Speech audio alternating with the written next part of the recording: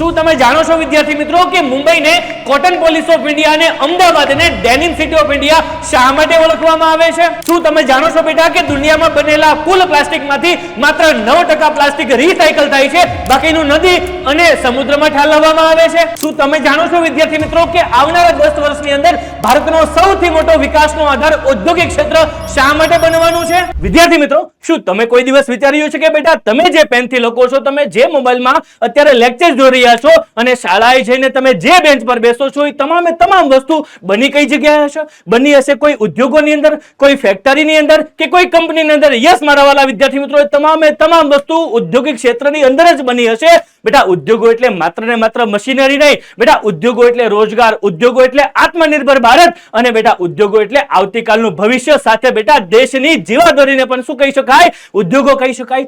But લેકિન કિંતુ પરંતુ પણ વિદ્યાર્થી મિત્રો, એક સિક્કાની કેટલી બાજુ હોય? બે બાજુ હોય ને. તો બેટા દેશ માટે અવરોધ પણ છે અને પોષક પણ છે. સર કઈ રીતે? તો વિદ્યાર્થી મિત્રો, ઉદ્યોગોમાંથી નીકળતા જે ધુમાડા છે શું પર્યાવરણને નુકસાન કરે છે? વિદ્યાર્થી મિત્રો, માત્ર ને માત્ર પર્યાવરણને નહીં પણ માનવ જીવનને પણ તેની કિંમત પોતાનું સ્વાસ્થ્ય ગુમાવીને કરવી પડે છે. તો સર એના માટે આપણે શું કરી શકીએ? તો બેટા આ તમામ પ્રશ્નોની ચર્ચા આજના જોરદાર લેક્ચરમાં આપણે કરવા જઈ રહ્યા છે. તો બેટા જોરદાર જબરજસ્ત લેક્ચર, જોરદાર મોટિવેશનલ કોટ થી શરૂઆત કરીએ. યસ, આવી જાઓ મારા વાલા વિદ્યાર્થી મિત્રો. આજનો ધોરણ 10 ના તમામ વિદ્યાર્થીઓ માટે જોરદાર સુવિચાર કંઈક આવો છે. ખાસ સાંભળજો વિદ્યાર્થી મિત્રો, ઉદ્યોગો વગરનો વિકાસની વાત કરવી એ પાયા વગરના ઇમારત જેવી છે. બેટા આ તો વાત જ એવી થઈ ગઈ કે પેપરમાં કશું નથી આવડતું અને મારે ટોપ કરવું છે. તો બેટા ખાસ સાંભળજો, જો ઉદ્યોગોનો વિકાસ થશે ને તો દેશનો વિકાસ થશે. ઉદ્યોગો જ્યારે વિકાસની વાત કરીએ ને બેટા, પાયા વગરના ઇમારત જેવી છે. આ ખાસ સાંભળજો મારી વાત. તો સર શું આ વાત સાચી છે? યસ બેટા, સાચી વાત છે. એને આપણે આજે સાબિત કરીને બતાવવાની છે, કારણ કે વાત કરવી છે બેટા. ખાસ સાંભળજો, ઉદ્યોગોનું મહત્વ અને ઉદ્યોગોના કેટલાક વર્ગીકરણ વિશે, બેટા કૃષિ આધારિત ઉદ્યોગો વિશે, બેટા ખનિજ આધારિત ઉદ્યોગો, પરિવહન આધારિત ઉદ્યોગો અને બેટા આ ઉદ્યોગોની અંદર શું આપણને નુકસાન થાય છે, તે બધા તમામ પ્રશ્નોની ચર્ચા આજના જોરદાર લેક્ચરમાં કરવા જઈ રહ્યા છે. ત્યારે બેટા હું છું ભગીરથ કાચરિયા, આપનો એસએસટી એજ્યુકેટર એન્ડ મેન્ટર. આપ સર્વે વિદ્યાર્થીઓનું ખૂબ ખૂબ ખૂબ ખૂબ હાર્દિક સ્વાગત છે પીડબ્લ્યુ પરિવારના જોરદાર ભવ્ય પ્લેટફોર્મ પર. બટ લેકિન કિંતુ પરંતુ પણ જો હજી સુધી તમે પીડબ્લ્યુ પરિવારના સભ્ય નથી બન્યા તો બેટા રાશિની જુઓ છો, કારણ કે વિદ્યાર્થી મિત્રો પીડબ્લ્યુ પરિવારની ટીમ તમારી માટે લાવી ચૂકી છે બિલકુલ ફ્રી ઓફ કોસ્ટમાં અભિમન્યુ બેચ, કે જ્યાં તમને મળવાના છે વિદ્યાર્થી મિત્રો સમગ્ર વિષયના, સમગ્ર પ્રકરણના સમગ્ર વિડીયો બિલકુલ ફ્રી ઓફ કોસ્ટમાં. તો શેની રાહ જુઓ છો બેટાજી? ફટાકથી બેટા ક્લિક કરો પીડબ્લ્યુ એપ્લિકેશન પર અને જોડાઈ જાઓ અભિમન્યુ બેચમાં અને તમારું રિઝલ્ટને ચમકાવી દો જોરદાર રીતે 2025-26 ની બોર્ડની પરીક્ષાની અંદર. તો યસ, આવી જાઓ બેટા, જોરદાર રીતે ચેપ્ટરની શરૂઆત કરીએ. વાત કરીએ બેટા ઉદ્યોગોની, વાત કરીએ છીએ ને બેટા ઉદ્યોગોની. પણ સર ઉદ્યોગોની વાત કરતા પહેલા ઉદ્યોગો છે શું એ તો સમજી લઈએ. અરે સર, ઉદ્યોગો સમજતા પહેલા હજી એક વસ્તુ સમજવી પડે. શું? આવો સમજીએ વિદ્યાર્થી મિત્રો. ખાસ સાંભળજો, સૌથી પહેલો શબ્દ છે તમારા માટે સંસાધન. અરે સર, આ સંસાધન તો સર અમે સમજી લીધું છે, અમે જાણી લીધું છે, અમને વ્યાખ્યા પણ યાદ છે. યાદ છે? લખો ચલો ફટાફટ અને કહી દો સર અમને ખબર છે સંસાધન શું છે. ચાલો ભાઈ લખો વિદ્યાર્થી મિત્રો, બધાને ખબર છે સંસાધન છે શું. ભાઈ સંસાધન એટલે શું થાય? કેટલા ભાગ આવે વિદ્યાર્થી મિત્રો? 3 ભાગ આવે. કેટલા ભાગ? 3 ભાગ. કે ભાઈ માનવી, સિમ્પલ વસ્તુ કીધી છે. શું કીધું છે વિદ્યાર્થી મિત્રો? માનવી બેટા જેના પર શું હોય? આધારિત હોય. માનવી જેના પર શું હોય બેટા? આધારિત હોય. સિમ્પલ વસ્તુ છે. ડન. માનવી પાસે સિમ્પલ વસ્તુ છે, માનવી પાસે તેની ઉપયોગ કરવાની શારીરિક કે બૌદ્ધિક શું હોય? ક્ષમતા હોય, કેપેસિટી હોય. ડન. અને જેના દ્વારા માનવીની જરૂરિયાતો શું થતી હોય? પૂર્ણ થતી હોય. યાદ કરો બેટા, મેન વસ્તુ છે માનવીની જરૂરિયાતોને શું કરે છે? પૂરી કરે છે. કોણ કરે છે એ તો સમજવાનું છે આ ચેપ્ટરમાં. વિદ્યાર્થી મિત્રો ખાસ સાંભળજો, સંસાધનો એક મહત્વની બાબત કે જે માનવીની જરૂરિયાતોને શું કરે છે બેટા? જરૂરિયાતોને શું કરે છે? પૂર્ણ કરે છે. બેટા આ જે જરૂરિયાતને પૂર્ણ કરે ને એ તમામ ઉદ્યોગો છે બેટા. તમામ એ શું છે? ઉદ્યોગો છે. સર હજી સમજ ન પડી તો ચલો આ જ વસ્તુને એક સરસ મજાના એક્ઝામ્પલ દ્વારા સમજીએ. વિદ્યાર્થી મિત્રો ખાસ સાંભળજો.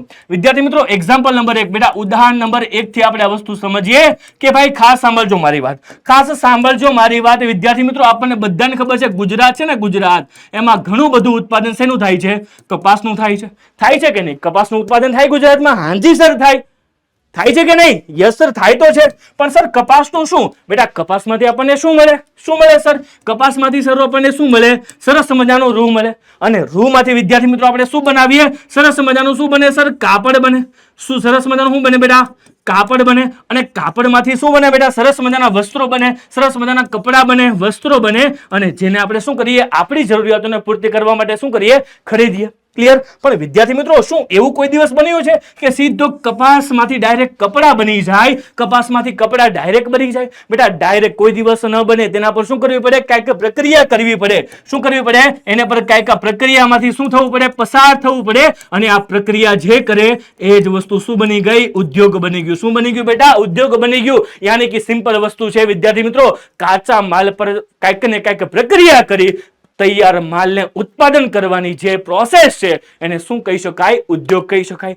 હજી ખબર ન પડી? હજી એક એક્ઝામ્પલ સમજીએ વિદ્યાર્થી મિત્રો. સરસ મજાના આપણા ખેતરમાંથી આપણને શું મળે સર? શેરડી મળે કે નહીં? સરસ મજાની શેરડી મળે કે નહીં? તો સર શેરડીનો રસ કેવો લાગે? સર બહુ મીઠો લાગે, બહુ મીઠો લાગે. પણ આ સરને આપણે શું કરવાનો? રસને કાઢી નાખવાનો. ક્લિયર? અને આ રસને આપણે સૂકવીને તેના પર શું કરીએ? પ્રક્રિયા કરીએ અને સરસ મજાને આપણે જરૂરિયાતને પૂર્તિ કરવા માટે શું બનાવીએ? ખાંડ કે ગોળ બનાવીએ. ડન? તો અગેન વિદ્યાર્થી મિત્રો, કાચા માલ પર શું થઈ? કંઈક પ્રક્રિયા થઈ અને તૈયાર વસ્ત્રો આપણને જે કાંઈ પણ મળે. કાપડના કિસ્સામાં આપણને વસ્ત્રો મળ્યા. ક્લિયર? શેરડીના કિસ્સામાં આપણને શું મળ્યું? ખાંડ કે ગોળ મળી. તો શું આ બંને વસ્તુથી આપણી જરૂરિયાતો પૂરી થાય છે? વિદ્યાર્થી મિત્રો, હજી એક્ઝામ્પલ આપું? નથી જરૂર તો પણ આપી દો વિદ્યાર્થી મિત્રો. જો આપણને વૃક્ષમાંથી શું મળે છે બેટા? લાકડા મળે છે. લાકડામાંથી તમે જે બેન્ચ પર બેસો છો ને એ બેન્ચ બને છે. ક્લિયર? તો એ પણ તમારી જરૂરિયાતને શું કરી? પૂરી કરી કે નહીં? બેટા આવી તમામે તમામ વસ્તુ માનવી પોતાની બુદ્ધિશક્તિ દ્વારા ઉપયોગ કરવા શું બનાવી? લાયક બનાવી. એવું કોઈ દિવસ બન્યું છે જંગલમાંથી લાકડું લેવાનું તેની સીધી બેન્ચ ઉપર ડાયરેક્ટ આપણે વિધાઉટ બેન્ચ લાકડો પર બેસી જઈએ છીએ? કેવું લાગત?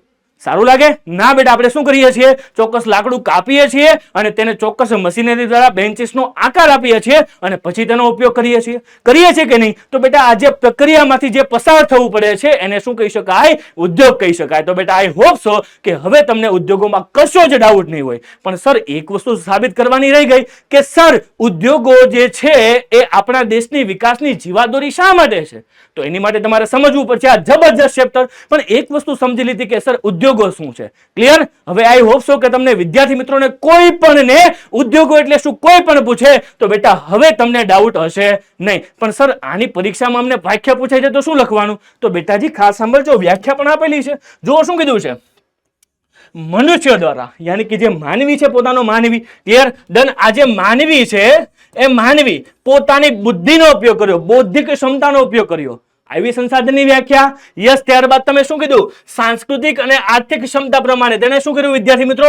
બુદ્ધિનો ઉપયોગ કરીને પોતાના રીતિ રિવાજ, પોતાની સંસ્કૃતિ અને સિમ્પલ વસ્તુ છે આર્થિક ક્ષમતા પ્રમાણે કોઈ મશીનરી બનાવી, કોઈ ટેકનોલોજી બનાવી અને કુદરતમાં પડેલા આવા હજાર તત્વોને જેને શું કર્યું? જરૂરિયાતમાં કન્વર્ટ કરવા માટે શું કર્યું બેટા? મશીનરો બનાવી અને મોટા મોટા ઉદ્યોગોની શું કરી? સ્થાપના કરી. અને ભાઈ તે જ પ્રમાણે કુદરતી સંસાધનોના રૂપને શું કરી નાખ્યું? બદલી નાખ્યું. જેમ કે આપણને સરસ મજાનો કપાસ મળતો હતો, સરસ મજાનું રૂ મળતું હતું, તેમાંથી શું બની ગયું? કાપડ બની ગયું. શું બની ગયું બેટા? સરસ મજાનું કાપડ બની ગયું. સ્વરૂપ શું થઈ ગયું? બદલી ગયું. ક્લિયર? કોના લીધે બદલ્યું? ઉદ્યોગોના લીધે બદલ્યું બેટા. ક્લિયર? જો શું કીધું છે? આગળ વાત કરીએ ત્યારે ઉપયોગમાં લાવી શકાય એવી પ્રક્રિયાને શું કહેવામાં આવે? ઉદ્યોગ કહેવામાં આવે. અને ભારતમાં ઉદ્યોગોની પરંપરા સિંધુ ખીણ સભ્યતાથી ચાલી આવી છે. બેટા આ પ્રક્રિયા કોઈ આજકાલની નથી. સિંધુ ખીણમાં બેટા આજથી 5000 વર્ષ પહેલા પણ આપણને તેના પુરાવા મળી આવ્યા છે. બેટા યાદ કરો એ જબરજસ્ત બે નગરો લોથલ અને ધોળાવીરા. યાદ કરો વિદ્યાર્થી મિત્રો, લોથલ અને ધોળાવીરા. યાદ છે કે નહીં? એમાં પણ લોથલ એક અગત્યનું શું હતું? બંદર હતું કે જ્યાંથી દેશ વિદેશમાં માલ આયાત અને નિકાસ કરવામાં આવતો, જે આપણે ઓલરેડી ભણી ચૂક્યા છીએ ચેપ્ટર નંબર 3 માં અને 6 માં. તો યાદ કરો વિદ્યાર્થી મિત્રો, જૂના સમયની પ્રાચીન સંસ્કૃતિમાં પણ ઉદ્યોગોનું શું હતું?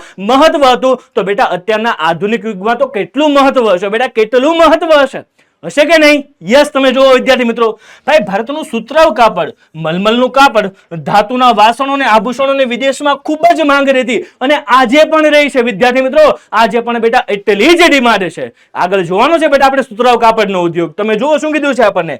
યુરોપમાં ઔદ્યોગિક ક્રાંતિની શરૂઆતની સાથે સાથે અંગ્રેજોએ ભારતમાંથી કાચો માલ ખાસ કરીને કપાસ લઈ જતા અને ત્યાંના કારખાનામાં તૈયાર થયેલો માલ ભારતમાં મોંઘી કિંમતે વેચાય અને ભારતનો આ હસ્તોદ્યોગ પડી ભાંગે તેવી નવી નીતિને અપનાવતા હતા. યાદ કરો વિદ્યાર્થી મિત્રો, 14મી સદીની જ્યારે બેટા એ વાત કરીએ ત્યારે યાદ કરો બેટા 13મી 14મી સદીમાં આપણા ભારત દેશનું ઘણી બધી વસ્તુઓ, એમાં તેજાના, મલમલ, સુતરાઉ કાપડ, ગળી, રેશમી કાપડ, ઘણી બધી વસ્તુઓની માંગ યુરોપમાં ખૂબ જ રહેતી હતી. અને ભાઈ એ સમયે 1453માં યાદ કરો 1453 ની અંદર કોન્સ્ટેન્ટિનોપલ નામનું શહેર શું લીધું હતું? તુર્ક મુસ્લિકોએ જીતી લીધું હતું.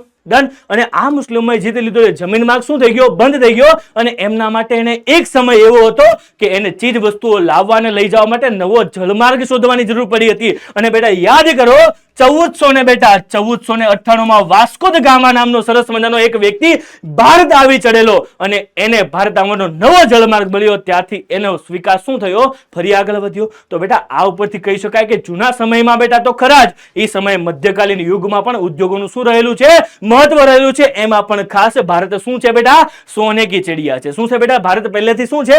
સોને કી ચિડિયા છે. તો હવે તમને ખબર પડશે. તમે જુઓ, આનાથી ભારતને કાપડ ઉદ્યોગને મોટું નુકસાન થયું તથા ભારતના કસબીઓ કારીગરો શું બની ગયા? બેકાર બની ગયા. બેટા સિમ્પલ વસ્તુ છે, એકવાર વિચારો, કારણ કે આ બધા કારીગરો આવી અયોગ્ય રીતે રસમો વાપરે છે તો શું થશે? શું થશે વિદ્યાર્થી મિત્રો? અહીંયાથી કાપડ ઇંગ્લેન્ડ લઈ જાય કે અલગ અલગ કન્ટ્રીમાં યુરોપિયન વાસીઓ લઈ જાય, ત્યાંથી તેના પર શું કરે? પ્રક્રિયા કરે અને એ જ કાપડ ભારતમાં મોંઘે લાવીને વેચે, જેથી કરીને અહીંયાના હસ્ત ઉદ્યોગો શું ભાંગ્યા? બેટા પડી ભાંગ્યા. અને બેટા એ સમયે બંગાળ શું બની ગયું હતું? કંગાળ બની ગયું હતું. બેટા એ બધી સ્ટોરીમાં તો નથી પડવું. યાદ કરો વિદ્યાર્થી મિત્રો, તમને બધી સ્ટોરી ભણાવેલી છે ધોરણ 9 ની અંદર. ક્લિયર થયું કે નહીં? યસ. પણ હવે જોઈએ વિદ્યાર્થી મિત્રો કે આ તમામે તમામ ઉદ્યોગો છે બેટા, તમામે તમામ જે ઉદ્યોગો છે બેટા, તમામે તમામ ઉદ્યોગો છે એનું આપણા જીવનમાં મહત્વ શું છે?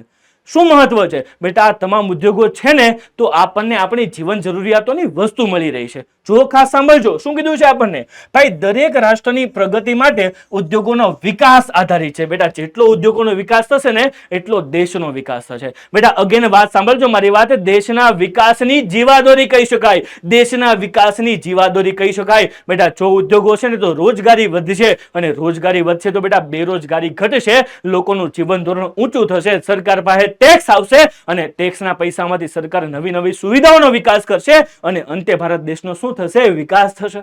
ક્લિયર? ડન. તમે જુઓ શું કીધું છે? ઔદ્યોગિક વિકાસ વિના આર્થિક વિકાસ સાધી શકાતો નથી. સિમ્પલ. જો બેટા દેશનો આર્થિક વિકાસ કરવો હશે, બેટા દેશને વિકાસશીલમાંથી વિકસિત તરફ લઈ જવો હશે તો ઉદ્યોગો is must be a compulsory. ઉદ્યોગો પાછળ ધ્યાન દેવું પડશે, દેવું પડશે અને દેવું પડશે. અને બેટા ભારતે નથી દીધું? અરે બેટા દીધું છે, જોરદાર દીધું છે ને બેટા. એ દેવાની પાછળ યાદ કરો 1951 ની જબરજસ્ત નીતિઓ, ઉદારીકરણ, વૈશ્વિકીકરણ અને ખાનગીકરણની એવો અદ્ભુત ચમત્કાર કે જેણે વિશ્વમાં ભારતને પાછો આગળ લાવી દીધો છે. યસ મારા વાલા વિદ્યાર્થી મિત્રો, ત્રણે નીતિ પણ આપણે ભણી ચૂક્યા છીએ. યસ. તમે જુઓ આગળ વધીએ ત્યારે ઔદ્યોગિક વિકાસના દેશની અર્થવ્યવસ્થા ઘણી મજબૂત બને છે. દાખલા તરીકે યુએસએ, રશિયા, જાપાન, દક્ષિણ કોરિયા અને વગેરે દેશોમાં ઔદ્યોગિક વિકાસ સાધીને સમૃદ્ધ અને વિકસિત દેશો શું થઈ ગયા છે? બની ચૂક્યા છે. બેટા આ બધા દેશો વિકાસ પામ્યા ને તેના મૂળમાં કારણ શું છે ખબર? ઉદ્યોગોનો વિકાસ. બેટા જે દેશનો ઉદ્યોગ આગળ વધે એ દેશ 100% આગળ વધે, આગળ વધે, આગળ વધે, આગળ વધે જ ને જ. ક્લિયર? ડન. શું કીધું છે?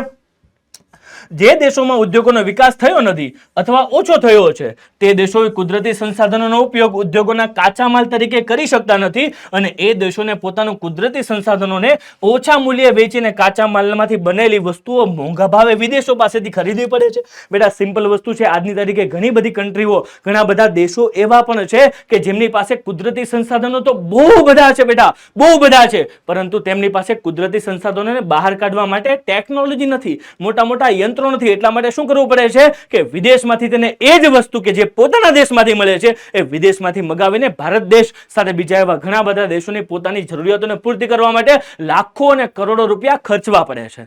ક્લિયર? અને જો એ દેશમાં જ ઉત્પાદન થતું હોય તો લાખો અને કરોડો ખર્ચા જે રૂપિયા છે એ બધા વિકાસના કામો પાછળ ખર્ચાય કે નહીં? વિચાર કરો વિદ્યાર્થી મિત્રો એકવાર. ડન. યસ. આર્થિક વિકાસ રૂંધાઈ જાય છે અને ઉદ્યોગોની કામ કરતા લોકોનું તકનીકી જ્ઞાન વધે, તેમની સાથે સાથે ઉત્પાદનની ક્ષમતા, આવક અને ખરીદ શક્તિ પણ વધે. આમ થવાથી રાષ્ટ્રનો આર્થિક વિકાસ થાય છે. હવે વિદ્યાર્થી મિત્રો જો કોઈ પણ એક વ્યક્તિ કોઈ પણ મોટી કંપની સાથે, કોઈ મોટી ઉદ્યોગ સાથે સંકળાયેલો હોય તો એ ઉદ્યોગપતિ એક તો કમાશે જ, પણ વિદ્યાર્થી મિત્રો ધારો કે એક સરસ મજાના હું કહી શકું બેટા રિલાયન્સ છે, ટાટા છે, જેવી ઘણી બધી મોટી મોટી કંપનીઓ છે કે દેશના લાખો અને કરોડો લોકોને આજની તારીખે રોજગારી પૂરી પાડે છે. વિચાર કરજો મારી વાત, માત્ર ને માત્ર ઉદ્યોગો એ કોઈ ઉત્પાદન કરવાનો વસ્તુ નથી, પણ વિદ્યાર્થી મિત્રો ઉદ્યોગો દેશને શું આપે છે? રોજગાર આપે છે અને દેશને આત્મનિર્ભર બનાવે છે. ક્લિયર થાય છે કે નહીં? તમે જુઓ શું કીધું છે. અને ભારતમાં રાષ્ટ્રીય ઉત્પાદનમાં ઉદ્યોગોનો ફાળો લગભગ 29% જેટલો છે. અને જે ઉદ્યોગોનું શું દર્શાવે છે? મહત્વ દર્શાવે છે. બેટા સૌથી વધારે જો કોઈ પણ વસ્તુનું કે સેવાનું ઉત્પાદન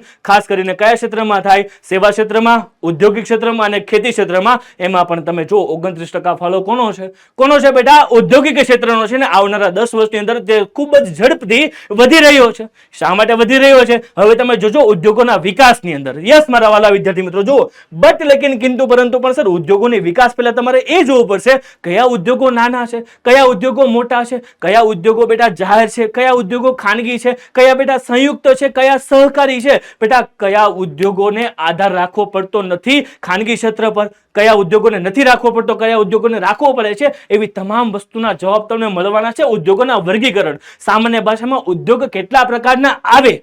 યસ, તો બહુ સિમ્પલ છે બેટા, બહુ સરસ મજાની વાત કીધી છે તમને. જો ઉદ્યોગોનું વર્ગીકરણ કીધું છે, પેલા ઉદ્યોગોની કેટેગરી આપણે નક્કી કરી લઈએ કે કયા ઉદ્યોગને મોટા ઉદ્યોગ કહેવાય, કયા ઉદ્યોગને નાના ઉદ્યોગ કહેવાય. તમે જુઓ પહેલી વસ્તુ છે શ્રમિકોની સંખ્યાને આધારે. શ્રમિકોની સંખ્યા એટલે કે ભાઈ સામાન્ય ભાષામાં ધારો કે બેટા ધારો કે કોઈ એક ઉદ્યોગ છે, ધારો કે કોઈ એક્સ નામની એક કંપની છે. બેટા ધારો કે કોઈ એક્સ નામની કંપની છે, એ કંપનીમાં જો વધારે એમ્પ્લોય કામ કરતા હોય તો મોટા ઉદ્યોગો. જો શું કીધું છે વિદ્યાર્થી મિત્રો?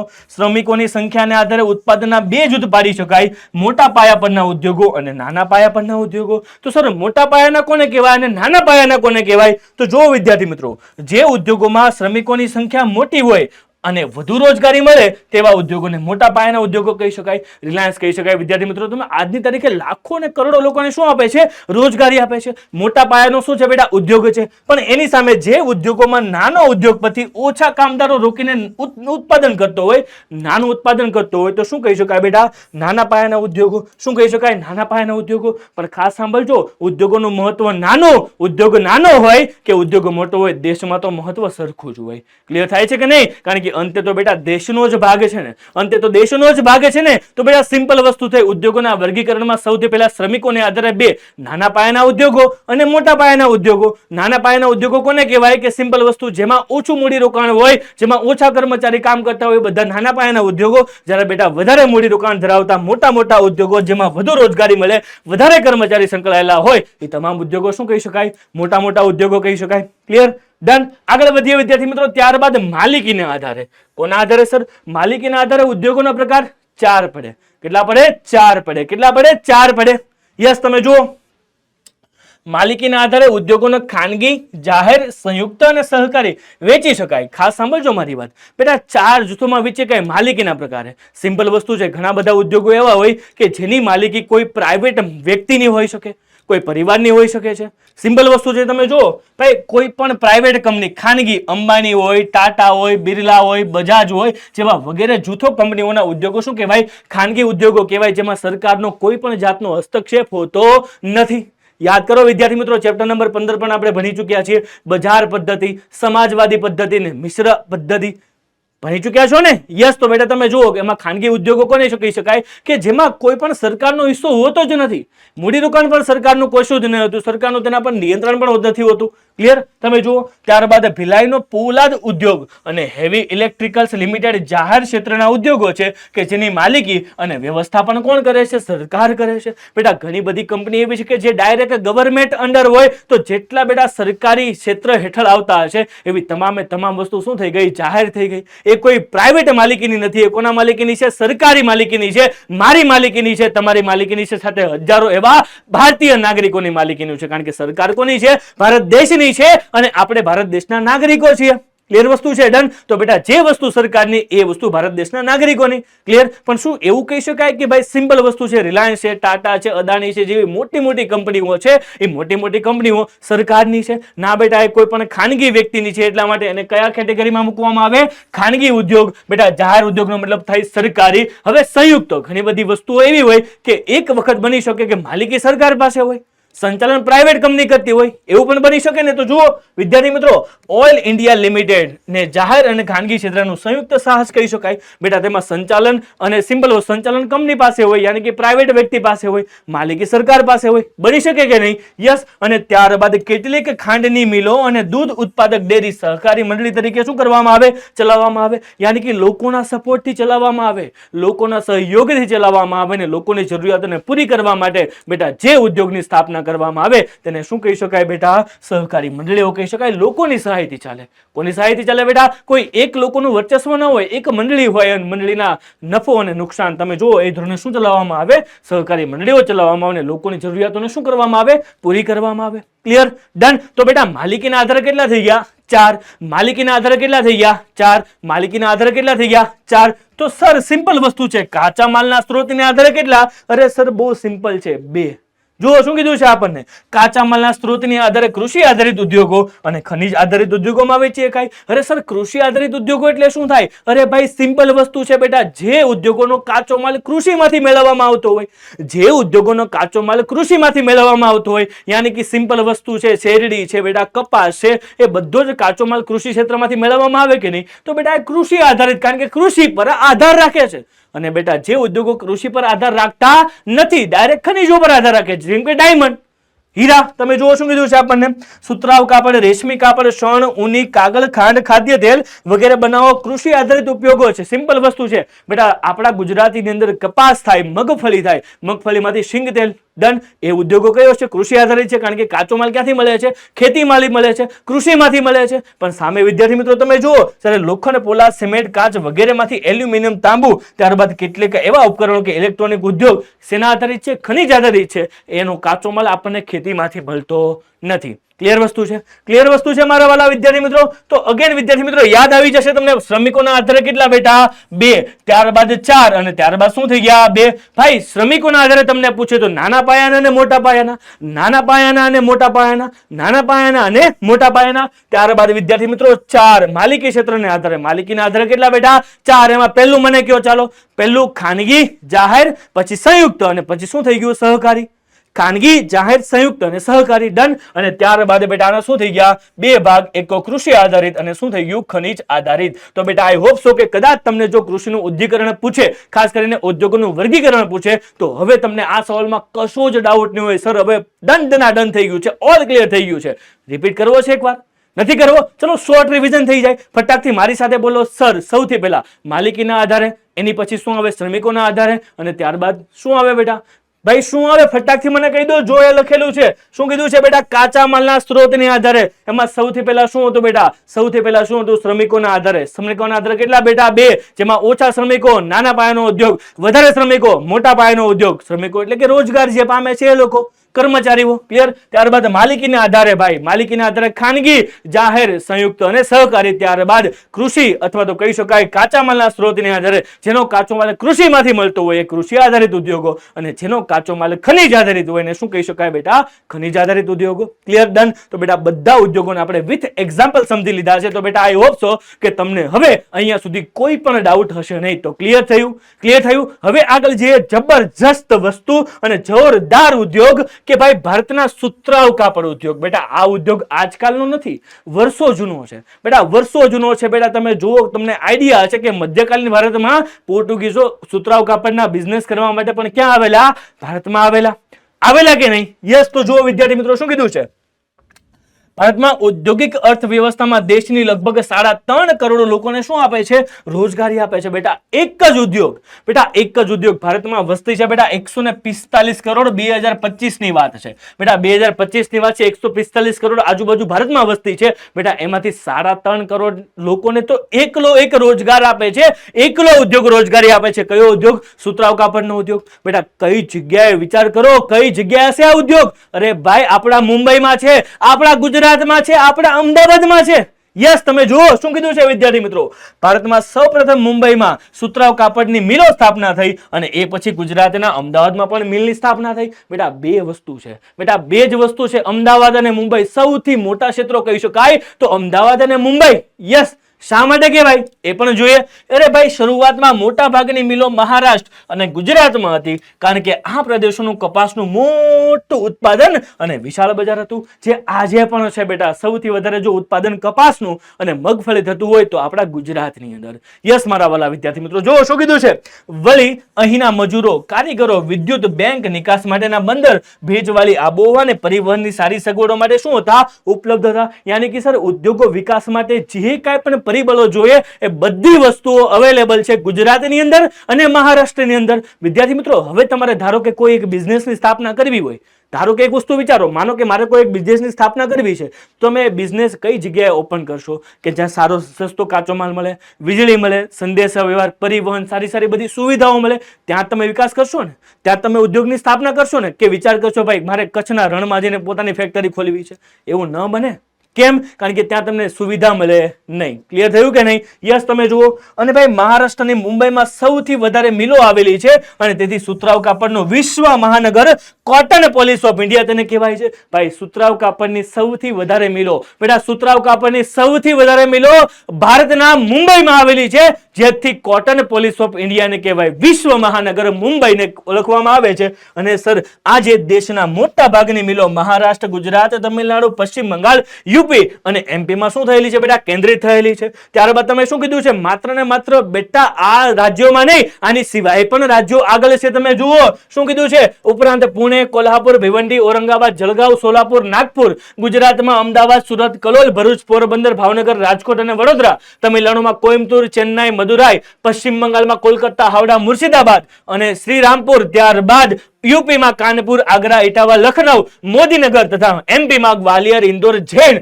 અને દેવાસ ખાતે ઉદ્યોગો શું આવેલા છે, મહત્વના આવેલા છે. યાની કે સર, તમે જોઈ શકો છો કે કોઈ પણ રાજ્યનું ભારત દેશની અંદર બેટા 28 રાજ્યો છે, એમાં ખાસ કરીને જે મોટા રાજ્યોમાં નામ આવે એ બધા રાજ્યના જે મોટા મોટા શહેરોના નામ આવે એ બધા જ શહેરો ઉદ્યોગ ક્ષેત્રની અંદર ખાસ કરીને સુતરાઉ કાપડની અંદર સૌથી આગળ છે. ભાઈ, ક્લિયર છે કે નહીં? યસ, તમે જુઓ. ત્યારબાદ આ ઉદ્યોગ આજે ઊંચી જાતના કપાસની અછત, જૂના યંત્રોનો ઉપયોગ, અનિયમિત વીજ પુરવઠો અને શ્રમિકોની ઓછી ઉત્પાદકતા, કૃત્રિમ રેસાની સ્પર્ધા અને વૈશ્વિક બજારમાં તીવ્ર સ્પર્ધા સામે સમસ્યાનો શું કરી રહ્યો છે, સામનો કરી રહ્યો છે. વિદ્યાર્થી મિત્રો, તમે જુઓ આજે, કારણ કે કોઈ પણ ઉદ્યોગ જો વર્ષોથી ચાલતો હોય તો હવે એની સામે શું આવે, કોમ્પિટિશન આવે, એની સામે સ્પર્ધા આવે. કારણ કે આજની તારીખે બેટા કૃત્રિમ કાપડ વાપરવાળા લોકોનો વર્ગ શું થયો છે, વધી ચૂક્યો છે. ડન. સુતરાઉ કાપડ લોકો કેવો ઉપયોગ કરે છે, ઓછો ઉપયોગ કરે છે, સાથે એનો ખર્ચ પણ કેવો થાય છે, વધારે થાય છે.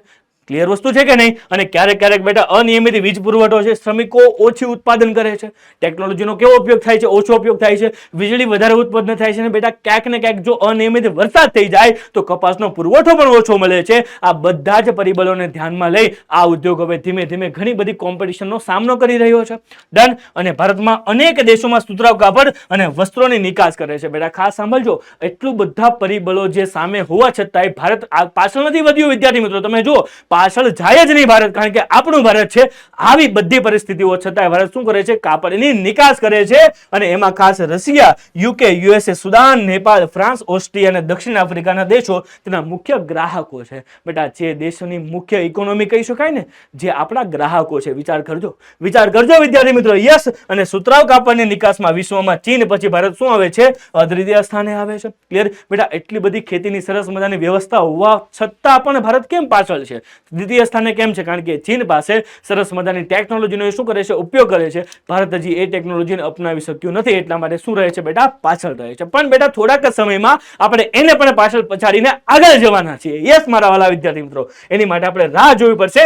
મિશન 2047 દંડનાદન 2047 માં આપણે ક્યાં આવશું બેટા, પહેલા ક્રમે આવીશું. યસ. અને બેટા પહેલા ક્રમે જો આવવું હોય તો તમારે મને કહેવો પડશે કે જોરદાર જબરદસ્ત ક્વેશ્ચનનો આન્સર, કે ભાઈ તમે જુઓ નીચેના નગરોમાંથી કયા નગરોને સુતરાઉ કાપડનું વિશ્વ મહાનગર કહે છે? અરે ભાઈ સાહેબ, જોરદાર. કોટન પોલિસ ઓફ ઇન્ડિયા કોને કહેવામાં આવે છે, એવો સરસ મજાનો પ્રશ્ન તમને પૂછાઈ ચૂક્યો છે. આનો આન્સર હું નહીં કહું, કારણ કે મેં હજી હમણાં જ તમને કીધું છે. તો ફટાકથી કમેન્ટ બોક્સમાં તમે મને કહી દો કે સર આનો આન્સર આવશે શું? ફટાકથી કહી દો. ચાલો, શું આનો આન્સર આવશે? અરે સર બહુ સિમ્પલ છે. શું આવશે? હું નહીં કહું. કહી દઉં તો બેટા ખાસ સાંભળજો. જો તમારે આનો જવાબ જાણવો હોય તો આ વિડીયોમાં આપેલી છે બેટા વોટ્સએપ ડિસ્ક્રિપ્શનની અંદર વોટ્સએપ ચેનલની લિંક. તો બેટા એના પર ક્લિક કરો ને જોડાઈ જાઓ વોટ્સએપ ચેનલમાં. જેવો લેક્ચર પૂરો થશે જેના તમામ MCQ ના આન્સર તમને ક્યાંથી મળી જવાના છે? વોટ્સએપ ચેનલમાંથી જ મળી જવાના છે. સાથે બેટા નોટિફિકેશન પણ મળશે, સાથે ઘણી બધી એવી વસ્તુઓ મળશે કે તમારા માટે ખૂબ જ કામની હોય. તો બેટા રાહ જોવામાં ફટાકથી જોડાઈ જાઓ વોટ્સએપ ચેનલની અંદર. અને ભાઈ ફટાકથી જોરદાર તૈયારીને શું આપી દો? પુશઅપ આપી દો. ડન? ક્લિયર? જોડાઈ ગયા? હવે આવી જાઓ બેટા જબરજસ્ત શણ ઉદ્યોગમાં. જોરદાર બેટા શણનું નામ આવે ને એટલે આંખ બંધ કરીને, બેટા શણનું નામ આવે એટલે આંખ બંધ કરીને, બંધ કરી દો આંખ, કરી દો, ચાલો બંધ કરી દો. હું નહીં જાઉં, હું જોઈશ નહીં. આંખ બંધ કરો અને શું યાદ રાખો? પશ્ચિમ બંગાળ. શું યાદ રાખો બેટા? પશ્ચિમ બંગાળ. યસ, તમે જુઓ શણ અને તેમાંથી બનતી ચીજ વસ્તુઓના ઉત્પાદનમાં ભારત વિશ્વમાં પ્રથમ સ્થાને છે. શું ખાસ સાંભળજો મારી વાત. એટલા માટે તો મેં તમને આંખ બંધ કરવાનું કીધું હતું. જો વિદ્યાર્થી મિત્રો શું કીધું છે કે શણ અને તેમાંથી બનતી જે ચીજ વસ્તુઓના ઉત્પાદનમાં ભારત શું છે? પહેલા ક્રમે છે. કેમ પહેલા ક્રમે? એનું કારણ પણ છે કંઈક. જો શું કીધું છે? શણની વસ્તુઓના નિકાસમાં તેનું સ્થાન બાંગ્લાદેશ પછી શું છે? બીજું છે. અને ભારતમાં શણની લગભગ 70 મિલો છે. 70 મિલો છે. ડન? અને તેમાંથી મોટા ભાગની મિલો કઈ જગ્યાએ? પશ્ચિમ બંગાળમાં છે. શા માટે ભાઈ? શા માટે? જો વિદ્યાર્થી મિત્રો શણની ચીજોનું 80% ઉત્પાદન પશ્ચિમ બંગાળમાં, 10% આંધ્રમાં તથા બાકીનું બિહાર, યુપી અને ઓડિશા તથા અસમ તથા ત્રિપુરામાં થાય છે. બેટા તમે કદાચ ધ્યાનથી જોયું હશે ને, બેટા કદાચ તમે ધ્યાનથી જોયું હશે તો આ બધા જ જે રાજ્યો છે એમાં ખાસ બંગાળ, આંધ્ર, બિહાર, યુપી, ઓડિશા, અસમ અને ત્રિપુરા તે બધા જ વરસાદ વાળા ક્ષેત્રો છે.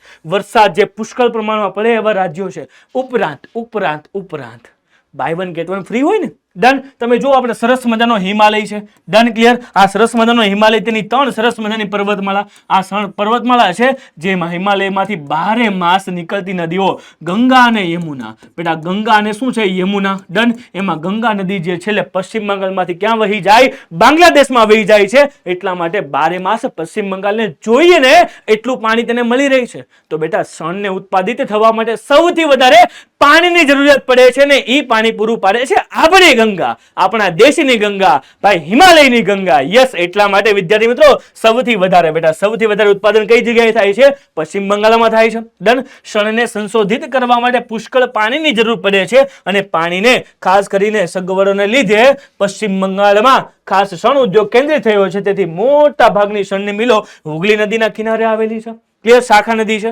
ડન? અને આથી આંતરરાષ્ટ્રીય બજારમાં તેની માંગ ઘટી અને શણનું ઉત્પાદનનું ખર્ચ વધતા જાય અને શણની જગ્યાએ વપરાતી અન્ય કૃત્રિમ વસ્તુઓની સ્પર્ધા શું થાય છે? વધતી જાય છે. બેટા આજની તારીખે શણમાંથી આપણે કંતાન, કોથળા છે એ બધી વસ્તુ વાપરવાની ઓછી કરી દીધી છે. કેમ? કારણ કે તેનો ખર્ચ કેવો થાય છે? વધારે થાય છે. અને એની સામે પ્લાસ્ટિકની ચીજ વસ્તુઓ, કૃત્રિમ કાપડની ચીજ વસ્તુઓ આપણને શું પડે છે? સસ્તી પડે છે. એટલા માટે ભારતનો આ જોરદાર ઉદ્યોગ આજની તારીખે થોડોક મંદ પડ્યો છે. ક્લિયર? પણ પાછળ નથી વિદ્યાર્થી મિત્રો, વિશ્વમાં પહેલા નંબર પણ છે. ક્લિયર?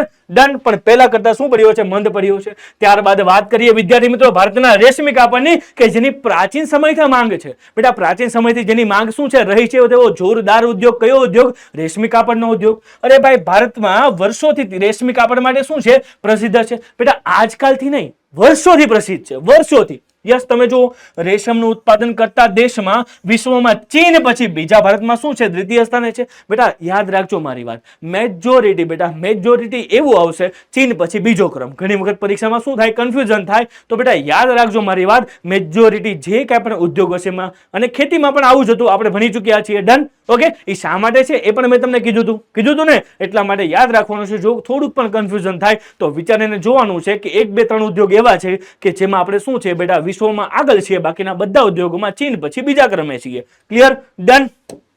આગળ વધીએ.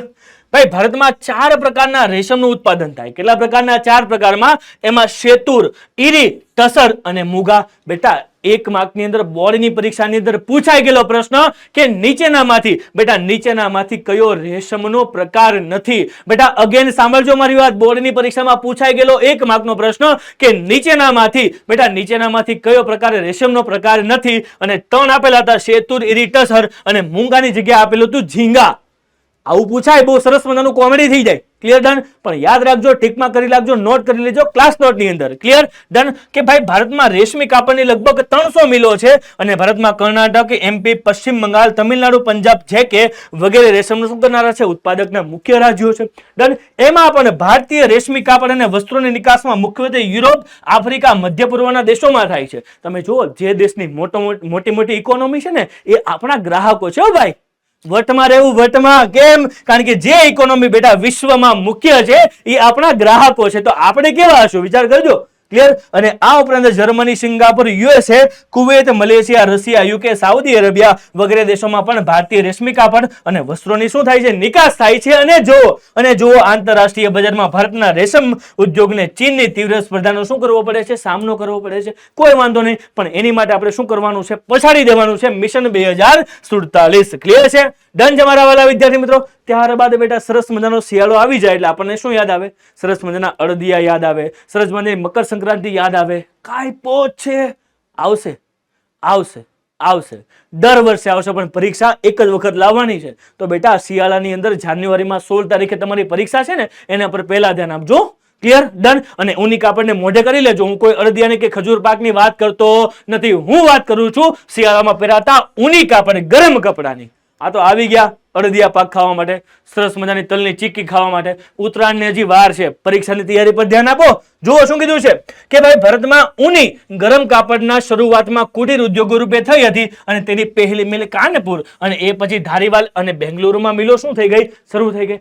સૌથી નાનો ઉદ્યોગ હતો, કુટીર ઉદ્યોગ હતો.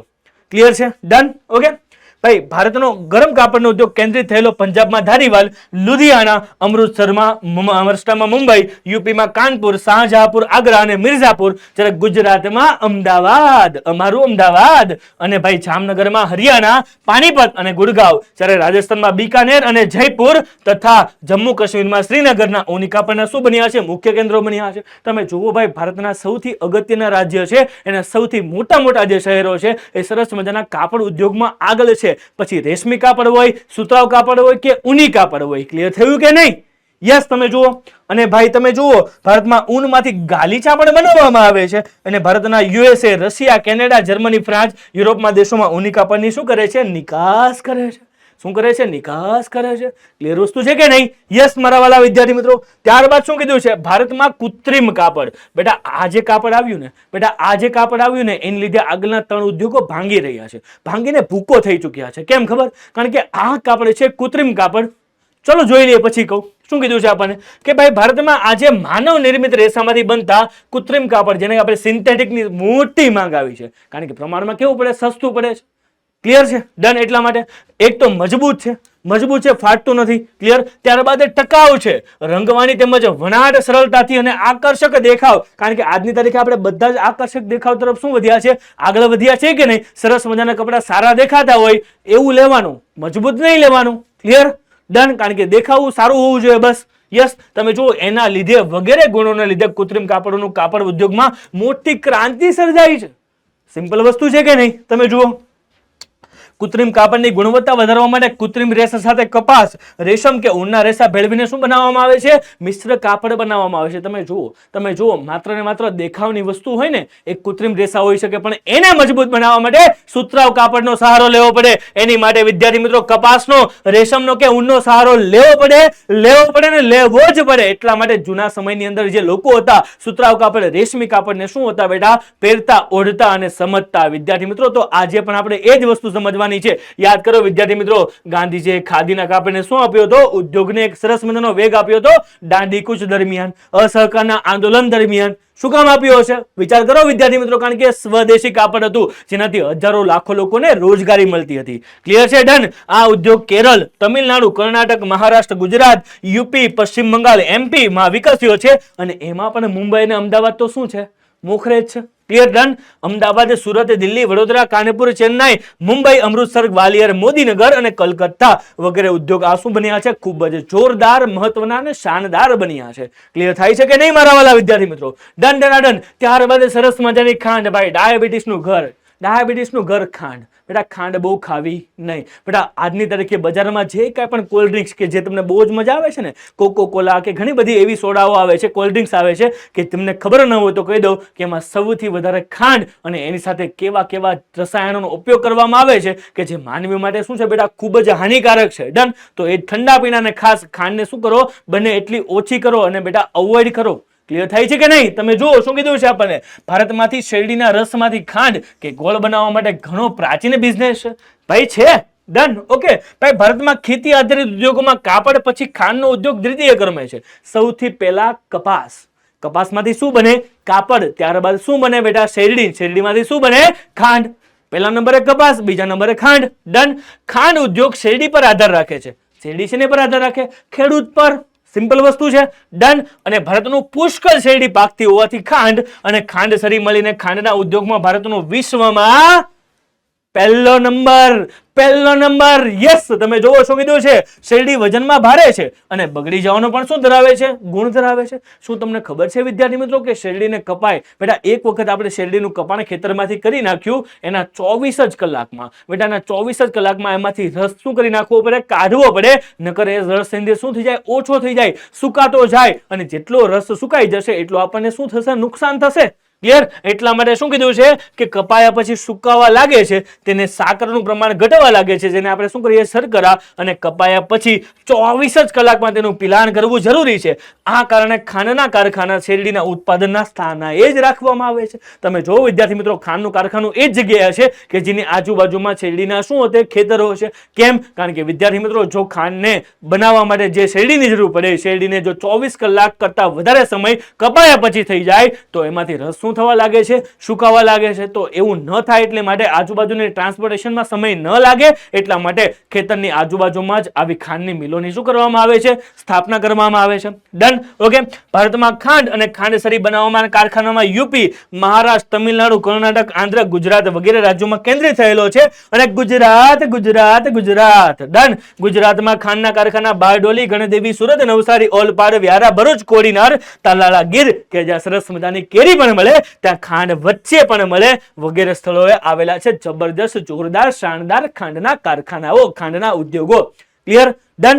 આગળ વધીએ વિદ્યાર્થી મિત્રો. ત્યારબાદ શું કીધું છે? અરે ભાઈ સરસ મજાનો કાગળ ઉદ્યોગ. તમે જે ચોપડીમાંથી ભણી રહ્યા છો બેટા, તમે જે ચોપડામાં લખી રહ્યા છો એ ચોપડાનું કાગળ બની કઈ જગ્યાએ હશે? તો જુઓ શું કીધું છે, કેવી રીતે બને છે. તમે અચંભિત થઈ જશો કે ભાઈ પોચું લાકડું, વાંસ, ઘાસ અને શેરડીના કૂચા. શેરડીના કૂચામાંથી શું બને? કાગળ બને છે. ખાસ સાંભળજો વિદ્યાર્થી મિત્રો, લાકડામાંથી બને, વાંસમાંથી બને, ઘાસમાંથી બને, શેરડીના કૂચામાંથી શું બને છે? કાગળ બને છે. યસ. તમે જુઓ પ્રક્રિયા કરવામાં આવે. ક્લિયર? ડન. જેમાં આંધ્ર, મહારાષ્ટ્ર, પશ્ચિમ બંગાળ, ઓડિશા, કર્ણાટક, ગુજરાત, એમપી, છત્તીસગઢ, તમિલનાડુ, હરિયાણા વગેરે રાજ્યોમાં તેનું શું થાય છે? સરસ મજાનું જોરદાર ઉત્પાદન થાય છે. ડન. અને ભાઈ ગુજરાતમાં અમદાવાદ, રાજકોટ, સુરત, વાપી, વલસાડ, વડોદરા વગેરે જિલ્લામાં આ ઉદ્યોગ શું છે? જોરદાર રીતે વિકસિત થયો છે, વિકાસ પામ્યો છે. ક્લિયર થયું કે નહીં? Yes sir. હવે તો ક્લિયર થયું જશે. અને હવે વિદ્યાર્થી મિત્રો જુઓ શું કીધું છે? ભારતનો લોખંડ અને પોલાદનો ઉદ્યોગ. બેટા ભારતનો લોખંડ અને પોલાદનો ઉદ્યોગ યાદ કરો વિદ્યાર્થી મિત્રો. ભારતમાં વર્ગીકરણ, ઉદ્યોગોનું વર્ગીકરણ ભારતની અંદર આપણે જોયું હતું. એમાં બે પ્રકારના ઉદ્યોગો હતા. કેટલા પ્રકારના? બે ઉદ્યોગ. કાચા માલને આધારે કેટલા હતા? બે પ્રકારના. એમાં કૃષિ આધારિત પૂરા થઈ ગયા. જે કૃષિ આધારિત જે આપણે જોઈ લીધા. હવે જોઈએ બેટા ખનીજો આધારિત, કારણ કે લોખંડ શું છે? ખનીજ છે. લોખંડ શું છે બેટા? ખનીજ છે. તો હવે જેટલા ઉદ્યોગો આવશે બધા જ ઉદ્યોગો શેના આધારિત આવશે? ખનીજ આધારિત ઉદ્યોગો આવશે કે બેટા જેનો આધાર શું છે? ખનીજ છે. જેનો કાચો માલ શું છે બેટા? ખનીજમાંથી મળે છે. ક્લિયર? તો જોઈએ ખનીજમાંથી મળતો એવો પહેલો ઉદ્યોગ લોખંડ અને પોલાદ ઉદ્યોગ. પોલાદનો મતલબ થાય સ્ટીલ. જુઓ શું કીધું છે આપણને ભાઈ, ભારતનો લોખંડ અને પોલાદનો ઉદ્યોગ ચાવીરૂપ ઉદ્યોગો છે. ચાવી. કેમ ઉદ્યોગોને ચાવીરૂપ કેમ કીધો છે? કે જ્યારે વિદ્યાર્થી મિત્રો બધા ઉદ્યોગોનું તાળું ખોલવા માટે સર્વપ્રથમ લોખંડનો ઉપયોગ થાય. કારણ કે કોઈ પણ ઉદ્યોગમાં તમે મશીનરી જોઈ લો, કોઈ પણ ઉદ્યોગોની અંદર તમે મશીનરી જોઈ લો બેટા, નાની એવી ટાંકણીથી માંડીને મોટા જહાજોમાં ઉત્પાદન કરવું હોય તો એની અંદર મશીનરી લાગે છે લોખંડની. એટલા માટે કીધું છે કે લોખંડ એ ઉદ્યોગો માટે ચાવીરૂપ ઉદ્યોગ છે. આ ઉદ્યોગોના ઉત્પાદનમાંથી યંત્રો, ઓજારો અને યંત્રોના નાના મોટા ભાગો શું કરવામાં આવે છે, બનાવવામાં આવે છે. જો બેટા યંત્રો બનશે ને તો એના થકી ઉત્પાદન થશે. યંત્રો જ નહીં બને તો શું થાય? અને યંત્રોને બનાવવા માટે લોખંડની જરૂર પડશે અને પડશે જ. ક્લિયર? ડન. અને ભાઈ ભારતમાં લોખંડ બનાવવાનો વ્યવસાય ઘણો જૂનો છે. સિરિયાના દમાસ્ક શહેરમાં આવેલી તલવાર બનાવવા માટે લોખંડની આયાત ભારતમાંથી કરવામાં આવતી હતી. ભાઈ જોરદાર વાત છે. સિરિયામાં જૂના સમયમાં જ્યારે તલવારો બનતી હતી અને એની માટેનું લોખંડ ભારતમાંથી એ લોકો લઈ જતા હતા. બેટા ભારતનું લોખંડ છે. ડન. ભારતમાં લોખંડ અને પોલાદનું પ્રથમ કારખાનું તમિલનાડુમાં પોર્ટોનોવો નામના સ્થળે સ્થાપવામાં આવ્યું. અને ભાઈ પણ કેટલાક કારણોસર તે શું થયું? બંધ પડી ગયું. પણ બંધ રહ્યું નથી, આગળ વધ્યું. તમે જુઓ ત્યાર પછી પશ્ચિમ બંગાળમાં કુલ્ટી ખાતે જે કારખાનું સ્થપાયું જે આજે પણ ચાલુ છે. બેટા મોડી શરૂઆત કરીશું પણ જબરજસ્ત કરીશું. ક્લિયર? ડન. જુઓ શું કીધું છે આપણને, લોખંડ અને પોલાદ મોટા પાયા પરનું ઉત્પાદન કરતું ઝારખંડનું જમશેદપુર કારખાનું 1907 માં શરૂ થયું. ત્યાર પછી પશ્ચિમ બંગાળમાં બનપુર ખાતે, કર્ણાટકમાં ભદ્રાવતી ખાતે અને ત્યારબાદ તમે જુઓ પોલાદના કારખાનાઓની શું થઈ? જોરદાર સ્થાપના થઈ અને લોખંડ પોલાદનો ઉદ્યોગ શું થયો? વિકસ્યો. ત્યારબાદ તમે જુઓ હરણફાળ કરી. હરણફાળ જોરદાર. તમે જુઓ ભાઈ સ્વતંત્રતા બાદ જ્યારે 1947 માં ભારત દેશ શું થયો? આઝાદ થયો. ત્યારબાદ ભિલાઈ, બોકારો, રાઉરકેલા, દુર્ગાપુર, વિશાખાપટ્ટનમ, સેલમ વગેરે આધુનિક મોટા મોટા કારખાનાઓની શું થઈ? જોરદાર રીતે સ્થાપનાઓ થઈ. જબરજસ્ત સ્થાપનાઓ થઈ. અને લોખંડ પોલાદમાં ભારે ઉદ્યોગ છે. તેમાં કાચા માલ તરીકે લો અયસ્ક. બેટા લો અયસ્ક શું છે? લોખંડની કાચી ધાતુ. બેટા ઢાળનું લોખંડ ચેપ્ટર નંબર 12 માં ભણી ચૂક્યા ને કે લોખંડ આપણને કાચા સ્વરૂપે મળી આવે પછી એમાંથી શું કરવું પડે? ગરમ કરવું પડે, તેને કાર્બન તત્વ દૂર કરવો પડે અને કાર્બન તત્વ દૂર કરી લોખંડને જે ઢાળ આપી, જે આકાર આપવો હોય તે આપી શકાય. તેને શું કહી શકાય? ઢાળનું લોખંડ. લો અયસ્ક, કોલસો, ચૂનાનો પથ્થર અને મેંગેનીઝની કાચી ધાતુ માટે શું વપરાય છે? લોખંડ વપરાય છે. અને ભાઈ ગુજરાતમાં હજીરા પાસે મિની સ્ટીલ પ્લાન્ટ પણ સ્થાપવામાં આવ્યો છે. અને ટાટા સિવાય શું કીધું છે? ટાટા સિવાય ભારતના લોખંડ પોલાદના બધા કારખાનાનો વહીવટ સ્ટીલ ઓથોરિટી ઓફ ઇન્ડિયા એટલે કે સેલ કરે છે. શું કરે છે? સેલ એટલે વેચાણ નહીં, સ્ટીલ ઓથોરિટી ઓફ ઇન્ડિયા કરે છે. અને એમાં લોખંડ પોલાદના ઉત્પાદનમાં વિશ્વમાં ભારતનું સ્થાન કેટલામું છે? 5મું છે. કેટલામું છે? 5મું છે. કેટલામું છે? 5મું છે. ભાઈ યાદ રાખજો, તમને MCQ માં પૂછી શકાય અને આખો ઉદ્યોગ તમને 3 માર્ક્સમાં પૂછી શકે છે. લોખંડ અને પોલાદ ઉદ્યોગ વિશે શું આપો? જબરજસ્ત માહિતી આપો. તો બેટા આઈ હોપ સો કે હવે તમને લોખંડ પોલાદની ઉદ્યોગોની અંદર કોઈ પણ ડાઉટ રહ્યો હશે નહીં. ક્લિયર? આગળ જઈએ અને બેટા વાત કરીએ જોરદાર ઉદ્યોગ ભારતના એલ્યુમિનિયમ ગાલન. કારણ કે વિદ્યાર્થી મિત્રો સસ્તું, ટકાઉ, ટીપાઉ. સસ્તું, ટકાઉ, ટીપાઉ. જો વજનમાં હલકું. યસ, એટલા માટે જોરદાર ઉદ્યોગ. એલ્યુમિનિયમ ગાલન ભારતનો મહત્વનો ધાતુ ઉદ્યોગ છે. શા માટે મહત્વનો છે? એનું રીઝન બહુ જોરદાર છે બેટા, બહુ જબરજસ્ત છે. શું કીધું છે આપણને? એલ્યુમિનિયમ વજનમાં કેવી છે? હલકી છે. આપણે કેમ હલકી વધુ પડવામાં ભાર ન લાગે ને એટલા માટે તમે જુઓ એલ્યુમિનિયમ વજનમાં કેવું છે? હલકું છે. અને ભાઈ મજબૂત છે અને ટીપાઉ પણ છે. ટીપો, જોરદાર ટીપો, ટીપાઉ છે. ક્લિયર? વિદ્યુત અને ગરમીના સુવાહક છે. સુવાહક છે વિદ્યુતનું. વિદ્યુત પ્રવાહ પસાર કરી શકાય, હાંજી કરી શકાય. ડન. તથા કટાય નહીં, કાટ નથી લાગતો.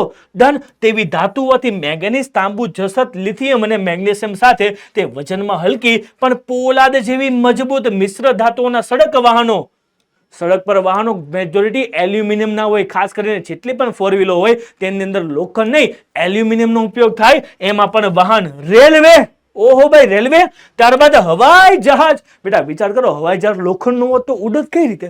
લોખંડમાં ભાર કેટલો હોય? વિચાર્યું છે કોઈ દિવસ? લોખંડ ભારે હોય તો ઉડત કઈ રીતે? ડન. એટલા માટે હવાઈ જહાજ છે જેમાં શેનો ઉપયોગ થાય? એલ્યુમિનિયમનો ઉપયોગ થાય. તથા અનેક યાંત્રિક વાહનો બનાવવા માટે પણ શું વપરાય? એલ્યુમિનિયમ વપરાય છે. ક્લિયર? ડન. એલ્યુમિનિયમના ઉત્પાદનના ખર્ચામાં 30 થી 40% વિદ્યુત પેટે જાય છે. મેક્સિમમ જો એલ્યુમિનિયમ બિઝનેસમાં જો ખર્ચો હોય તો શેનો હોય? વિદ્યુતનો જ હોય, વીજળીનો જ હોય. અને એમાં પણ આથી જ્યાં જળ વિદ્યુત તથા સસ્તી વિદ્યુત અને બોક્સાઇટ મળે ત્યાંથી જ એલ્યુમિનિયમ ગાલન શું કરવામાં આવે? સ્થાપવામાં આવે. કારણ કે બોક્સાઇટ તેની કાચી ધાતુ છે, તેમાંથી શું મેળવવામાં આવે? એલ્યુમિનિયમ મેળવવામાં આવે. બોક્સાઇટમાંથી શું મળે? એલ્યુમિનિયમ મળે. અને એ બોક્સાઇટ જ્યાંથી મળે અને આજુબાજુના ક્ષેત્રોમાંથી જે જગ્યાએ વીજળી સસ્તી પડતી હોય એ જગ્યાએ એલ્યુમિનિયમ બિઝનેસને શું કરવામાં આવે છે? સ્થાપવામાં આવે છે. ક્લિયર? ડન. ભારતમાં એલ્યુમિનિયમ ગાલનના કેન્દ્રો ઓડિશા, પશ્ચિમ બંગાળ, કેરળ, યુપી, છત્તીસગઢ, મહારાષ્ટ્ર અને તમિલનાડુમાં શું કરેલા છે, આવેલા છે. વિચાર કર્યો વિદ્યાર્થી મિત્રો. તમે જો આ બધા રાજ્ય એવા છે કે જેને દરિયા કિનારાનો પ્રદેશ મળેલો છે, કંઈક ને કંઈક નદી કિનારાઓ છે, જેથી કરીને જે પુષ્કળ પ્રમાણનું પાણી છે, જે પાણીમાંથી વિદ્યુત ઉર્જાનું રૂપાંતર કરી 24/7 વીજળી મળી રહે અને જ્યાં બોક્સાઇટ મળી રહે, એલ્યુમિનિયમની કાચી ધાતુ મળી રહે, ત્યાં શું કરવામાં આવે છે, એલ્યુમિનિયમનો બિઝનેસને આગળ વધારવામાં આવે છે. ભાઈ સરસ મજાની વાત છે. ક્લિયર? ડન. આગળ તમે જુઓ વિદ્યાર્થી મિત્રો, પણ આગળ જતા પહેલા તમારા માટે જોરદાર પ્રશ્ન હું લઈને આવી ગયો છું, તો આપી દો આન્સર. શું કીધું છે વિદ્યાર્થી મિત્રો કે વિશ્વમાં શણની નિકાસમાં ભારતનો કેટલામો ક્રમ છે? શણની નિકાસમાં, ઉત્પાદનમાં અને નિકાસમાં. ખાસ સાંભળજો, જોજો, સમજજો, શાંતિથી બોર્ડની પરીક્ષાની અંદર પણ આન્સર આપજો. કેમ? કારણ કે ઘણા બધા વિદ્યાર્થી મિત્રો ક્વેશ્ચનને ફટાકથી વાંચી જાય છે પણ વાંચવામાં મિસ્ટેક કરતા હોય છે. ડન. તો ભાઈ પહેલો, બીજો, ત્રીજો કે એક પણ નહીં, નંબર જ નથી એવું તો છે જ નહીં. ચાલો હું કાઢી નાખું છું, ઓપ્શન તો છે જ નહીં. હવે વધ્યા A, B, C, પણ હું નહીં કહું A, B કે C માંથી કયો આન્સર આવશે એ તમે મને ફટાકથી કમેન્ટ બોક્સની અંદર કહી દો. અને ભાઈ જો તમારે જાણવું હોય તો ડિસ્ક્રિપ્શનમાં આપેલી છે વોટ્સએપ ચેનલની લિંક, જેમાં તમને બધા જ MCQ ના સોલ્યુશન મળી જવાના છે. ક્લિયર? ડન. આગળ વધીએ વિદ્યાર્થી મિત્રો. ત્યારબાદ તમે જુઓ ભાઈ ભારતમાં તાંબુ ગાળણ ઉદ્યોગ. ભાઈ એલ્યુમિનિયમ આવી જાય તો તાંબુ કેમ બાકી રહી? બાકી રહેવું જ ન જોઈએ. બંને વિદ્યુતના કેવા છે, સુવાહક છે. તો એલ્યુમિનિયમ કે ભાઈ હું તો આવી ગયો, તાંબુ કે હું બાકી, તો ચાલો તાંબુ પણ બની લઈએ. એને પણ ખોટું લાગવું જોઈએ નહીં. તો જુઓ શું કીધું છે કે ભાઈ ભારતનો તાંબુ ગાળણ ઉદ્યોગ એક મહત્વનો જોરદાર ઉદ્યોગ છે. બેટા જેટલું એલ્યુમિનિયમ વપરાય છે ને એટલું તાંબુ વપરાય, કદાચ મે બી એની કરતા વધારે વપરાય. કેમ ખબર? કેમ ખબર? કારણ કે જે આપણી રોજબરોજની વસ્તુઓ છે એમાં મેજોરિટી તાંબાની વસ્તુઓ વધારે ઉપયોગ કરીએ છીએ આપણે. જેમ કે આપણો ઇલેક્ટ્રિક ફેન, પંખો, એર કન્ડિશનર, રેડિએટર જેવી ઘણી બધી વસ્તુઓ છે. જુઓ ભાઈ તાંબુ વજનમાં હલકું છે પણ સાથે વિદ્યુતનું કેવું છે, સુવાહક છે. સુવાહક વિદ્યુત પ્રવાહ તેમાંથી શું થઈ શકે, સરસ મજાનો પસાર થઈ શકે અને અન્ય ધાતુ સાથે ભળી જવાનો ગુણ ધરાવે. સોનું સાથે ભળી જાય, ચાંદી સાથે, બસ બધી જગ્યાએ. તમે એમ કહેશો સર ખાવામાં ભળી જાય, ખાવામાં ભળવે નહીં. તમે જુઓ વિદ્યાર્થી મિત્રો શું કીધું છે, ગુણ ધરાવે છે, તેથી તેનો ઉપયોગ શું થાય છે, વધી ગયો છે. સાથે સાથે કઈ વસ્તુઓ તેમાંથી બને છે, તો વિદ્યુતના ઉપકરણો, એમાં ખાસ refrigerator, fridge, air conditioner, automobile, radiator, ઘરમાં વપરાતા સાધનો વગેરે શેનો ઉપયોગ થાય છે, તાંબાનો ઉપયોગ થાય છે. કદાચ તમે જો કોઈ દિવસ ખોલેલો પંખો જોયો છે, પંખો રિપેરિંગ માટે જાય તો તમે જુઓ તાંબાના ગૂંચળા અંદરથી જોવા મળે છે. ફ્રીજની પાછળના ભાગમાં તાંબાના તાર જોવા મળે છે. એર કન્ડિશનર સર્વિસ કરવા હોય ત્યારે કોઈ દિવસ ઉભા રહેજો, તેની અંદર તાંબાની રચના જોવા મળે છે. ક્લિયર? ડન. ત્યારબાદ કોઈ દિવસ તાર તમે ખોલજો, તેની અંદરથી તાર તાંબાનો હશે. સર આ બધી વસ્તુઓ તાંબામાંથી બને છે, તો તાંબાનો ભરપૂર ઉપયોગ ભારતમાં થાય છે. બેટા એટલો બધો થાય છે કે ભારતમાં જેટલું તાંબુ ઉત્પાદન નથી થતું ને તેની કરતા વધારે તો ઉપયોગ થાય છે. એટલા માટે આપણે તેની શું કરવી પડે છે, આયાત કરવી પડે છે. યસ મારા વાલા વિદ્યાર્થી મિત્રો, બધી વસ્તુની નિકાસ કરશું તો આયાત શેની કરશું, તાંબાની કરશું. જો શું કીધું છે આપણને, યસ ભારતમાં તાંબુ કલન સૌપ્રથમ એકમ ભારતીય તાંબા નિગમ એટલે કે ઇન્ડિયન કોપર લિમિટેડ ICC ઝારખંડના રાજ્યમાં ઘાટશિલા ખાતે સ્થાપવામાં આવ્યો હતો અને એમાં પણ ઈસવીસન 1972 ભારતીય તાંબા નિગમે હિન્દુસ્તાન કોપર લિમિટેડ અંતર્ગત હસ્તાંતરણ કરવામાં આવ્યું, જે આજે HCL હિન્દુસ્તાન કોપર લિમિટેડ તેમજ ખાનગી ક્ષેત્રમાં તાંબાનું ઉત્પાદન કરવામાં આવે છે. અને મેં તમને ઓલરેડી કહી દીધું છે કે ભાઈ ભારતમાં તાંબાનું ઉત્પાદન દેશની જરૂરિયાત પૂરી કરી શકાતું નથી. એટલા માટે આપણે શું કરીએ છીએ, તેની ઝામ્બિયા, ત્યારબાદ શું કીધું છે, USA અને ભાઈ કેનેડાથી તેને શું કરવામાં આવે છે, આયાત કરવામાં આવે છે. કશો વાંધો નહીં. આપણે ઘણી બધી વસ્તુઓ મોકલાવીશું તો કંઈક લઈ આવશું ને ભાઈ. સિમ્પલ વસ્તુ છે તો જ વૈશ્વિકીકરણ આગળ વધશે ને, વચ્ચે કે નહીં? યસ. પણ એટલું બધું નહીં મગાવીએ કે જે આપણી જરૂરિયાત કરતા શું હોય, વધારે હોય. ક્લિયર થાય છે કે નહીં? એની માટે ભારત સરકાર સરસ મજાની નીતિઓ કાઢી જ રહી છે. એ બધી નીતિઓ ભણશું ઇકોનોમિક્સમાં. અત્યારે ભણશું આગળના ઉદ્યોગ તરફ. કયો આગળનો ઉદ્યોગ છે? અરે ભાઈ ભારતનો રસાયણ ઉદ્યોગ કહી શકાય વિદ્યાર્થી મિત્રો. રસાયણ ઉદ્યોગમાં પણ ભારત ખૂબ જ આગળ છે. ભારત નહીં, ગુજરાત પણ આગળ છે. જોઈએ વિદ્યાર્થી મિત્રો શું કીધું છે આપણને. ભારતમાં અકાર્બનિક, ઇનઓર્ગેનિક અને કાર્બનિક એમ બંને પ્રકારની રસાયણ ઉદ્યોગી શું વધ્યા છે, ઝડપથી વધી રહ્યા છે. કાર્બનિક અને અકાર્બનિક ચોક્કસ રાસાયણિક ગુણ ધરાવતા રસાયણનો ઉદ્યોગ ભારતમાં ખૂબ જ વિકાસ પામ્યો છે. રસાયણમાંથી શું બને છે સર? તો જુઓ અકાર્બનિક રસાયણોમાંથી ગંધકનો તેજાબ, નાઇટ્રિક એસિડ, ક્ષારીય સામગ્રી, સોડા એશ, કોસ્ટિક સોડા અને ક્લોરીનનો સમાવેશ થાય. અને કાર્બનિક રસાયણમાં ઉદ્યોગો સંદર્ભે પેટ્રો રસાયણ, જેને આપણે શું કહીએ છીએ, પેટ્રોકેમિકલ. ભાઈ આજની તારીખે નાની વસ્તુઓ જે રોજબરોજ રોજની છે એમાં પણ ઘણી બધી વસ્તુ, જેમ કે દવા ક્યાંથી બને છે? પેટ્રોકેમિકલના બિઝનેસમાંથી બને છે. અમુક રાસાયણિક ખાતરો ક્યાંથી બને છે? રાસાયણિક ઉદ્યોગમાંથી બને છે. અલગ અલગ કેમિકલો, ક્લિયર વસ્તુ છે કે નહીં? બધી વસ્તુઓ ક્યાંથી બને છે? રસાયણ ઉદ્યોગમાંથી બને છે. આમાં પેટ્રો રસાયણનો ઉપયોગ કૃત્રિમ રેસા બનાવવા, આપણે જોયું ને કૃત્રિમ કાપડનો ઉપયોગ સૌથી વધારે થઈ રહ્યો છે. તો કૃત્રિમ રેસા સિમ્પલ વસ્તુ છે, શેમાંથી બને? કેમિકલમાંથી બને. કૃત્રિમ રબર, પ્લાસ્ટિક.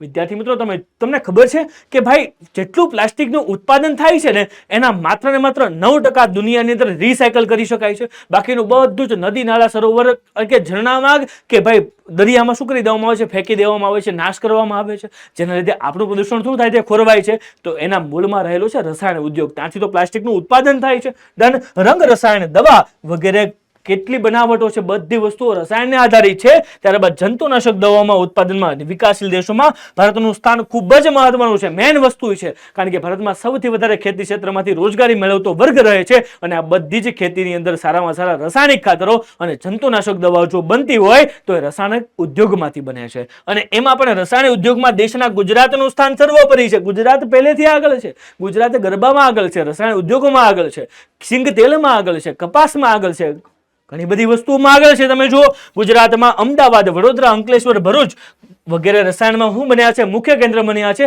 ભાઈ ગુજરાત એટલી બધી જગ્યાએ આગળ હોય તો ગુજરાતના વિદ્યાર્થીઓ કેમ પાછળ રહી જાય? તો બેટા ફટાકથી A1 ગ્રેડનો ચેલેન્જ આપી દો. ચાલો વિદ્યાર્થી મિત્રો, તમારે A1 ગ્રેડનો ચેલેન્જ હું તમને બધાને આપી રહ્યો છું અને તમે બધા વિદ્યાર્થી મિત્રો એક્સેપ્ટન્સ આપો. બધા વિદ્યાર્થી મિત્રોનું એક્સેપ્ટન્સ મને આજે જોઈએ છે કમેન્ટ બોક્સની અંદર કે સર અમે ગુજરાતના વિદ્યાર્થી મિત્રો ગુજરાત રાજ્ય પરીક્ષા બોર્ડની અંદર 2025-26માં જે રિઝલ્ટ આવશે તેથી અમે ચમકીશું, અમે જોશું sir A1 grade. Yes yes yes મારા વાલા વિદ્યાર્થી મિત્રો. સર ઉદ્યોગોમાં પાછળ તો પરીક્ષામાં પાછળ નહીં રહીએ તો જોઈએ સર રાસાયણિક ખાતર.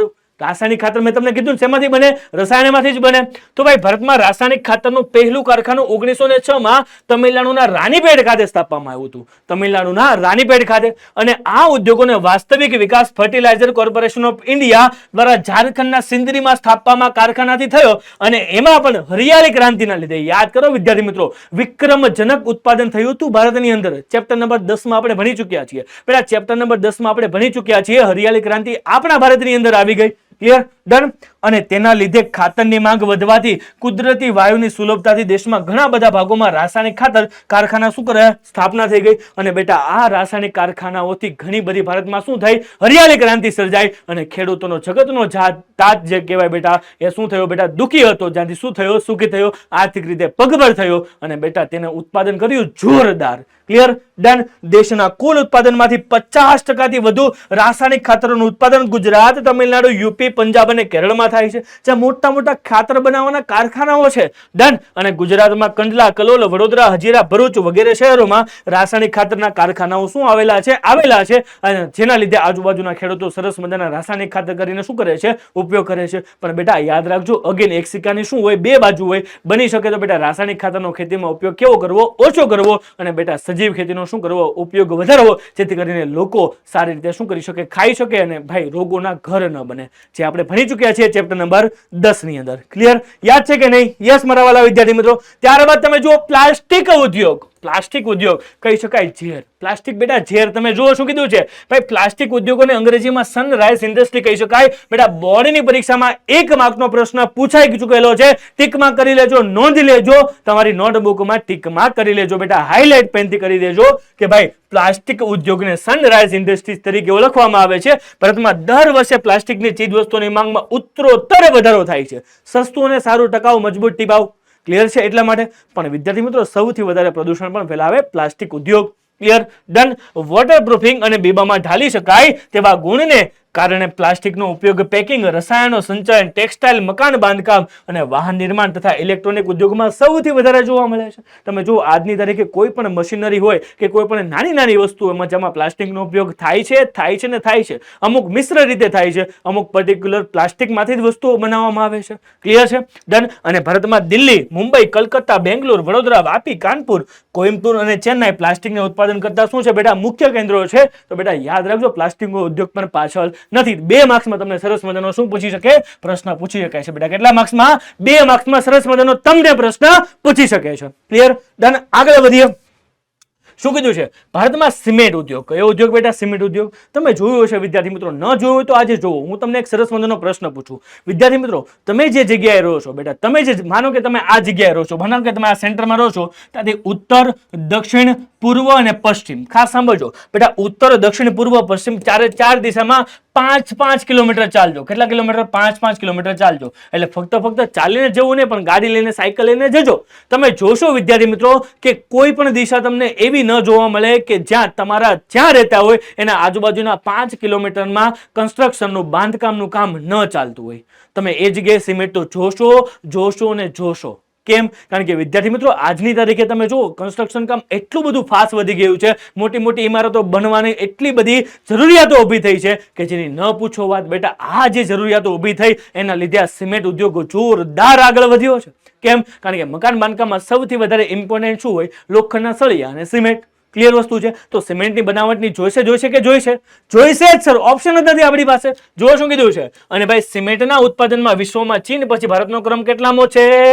બીજો છે ભાઈ. ડન. અને વિશ્વમાં સિમેન્ટના કુલ ઉત્પાદનના 6% જેટલું ઉત્પાદન ભારતમાં થાય છે. અરે ભાઈ, જો હું એમ કહું કે વિશ્વમાં 100 કિલો ઉત્પાદન થતું હોય ને, એમાંથી 6 કિલો કોનું હોય? આપણા ભારતનું હોય. ગર્વની વાત છે ભાઈ, ગર્વની વાત છે ભાઈ. 100 કિલો વિશ્વમાં ઉત્પાદન થાય, એના 6 કિલો તો ભારતમાં જ થતું હશે. એવું શું કહી શકાય? કન્ફર્મ કહી શકાય. ડન. ઓકે. સિમેન્ટ ઉદ્યોગ માટે શું જોઈએ? યાની કે સિમેન્ટ શેમાંથી બને બેટા? સિમેન્ટ શેનાથી બને? તો ભાઈ ચૂનાનો પથ્થર, ચિરોડી, એલ્યુમિનિયમ એટલે કે બોક્સાઇડ, ચીકણી માટી એટલે કે સિલિકા જેવા વજનદાર અને મોટી જગ્યામાં રોકાતા કાચા માલની શું પડે? જરૂર પડે છે. ડન. અને સિમેન્ટ ઉત્પાદન પણ વજનમાં ભારે હોય, તેથી સિમેન્ટને ઉદ્યોગના કાચા માલનું પ્રાપ્તિ સ્થાનની નજીક સ્થાપવામાં આવે, તેથી કોલરો તથા ખાસ કોલસો અને વીજળીના તારની પણ શું પડે? તેની જરૂર પડે છે. યાની કે સિમ્પલ વસ્તુ છે, સિમેન્ટનું ઉત્પાદન કરવું હોય ને તો એનું સ્થાપના એવી જગ્યાએ આપણે કરવી પડશે કે જ્યાં સસ્તી સરસ મજાની વીજળી મળે અને કોલસો મળે. સિમ્પલ વસ્તુ છે. કોલસોમાંથી શું કરી શકાય? વીજળી ઉત્પન્ન કરી શકાય. અને ખાસ કરીને વિદ્યાર્થી મિત્રો, આમાં જે કંઈ પણ વસ્તુની જરૂર પડે એ જે નજીકના ક્ષેત્રોમાં મળતું હોય તે જ જગ્યાએ સિમેન્ટ ઉદ્યોગની શું કરી શકાય? સરસ મજાની સ્થાપના કરી શકાય.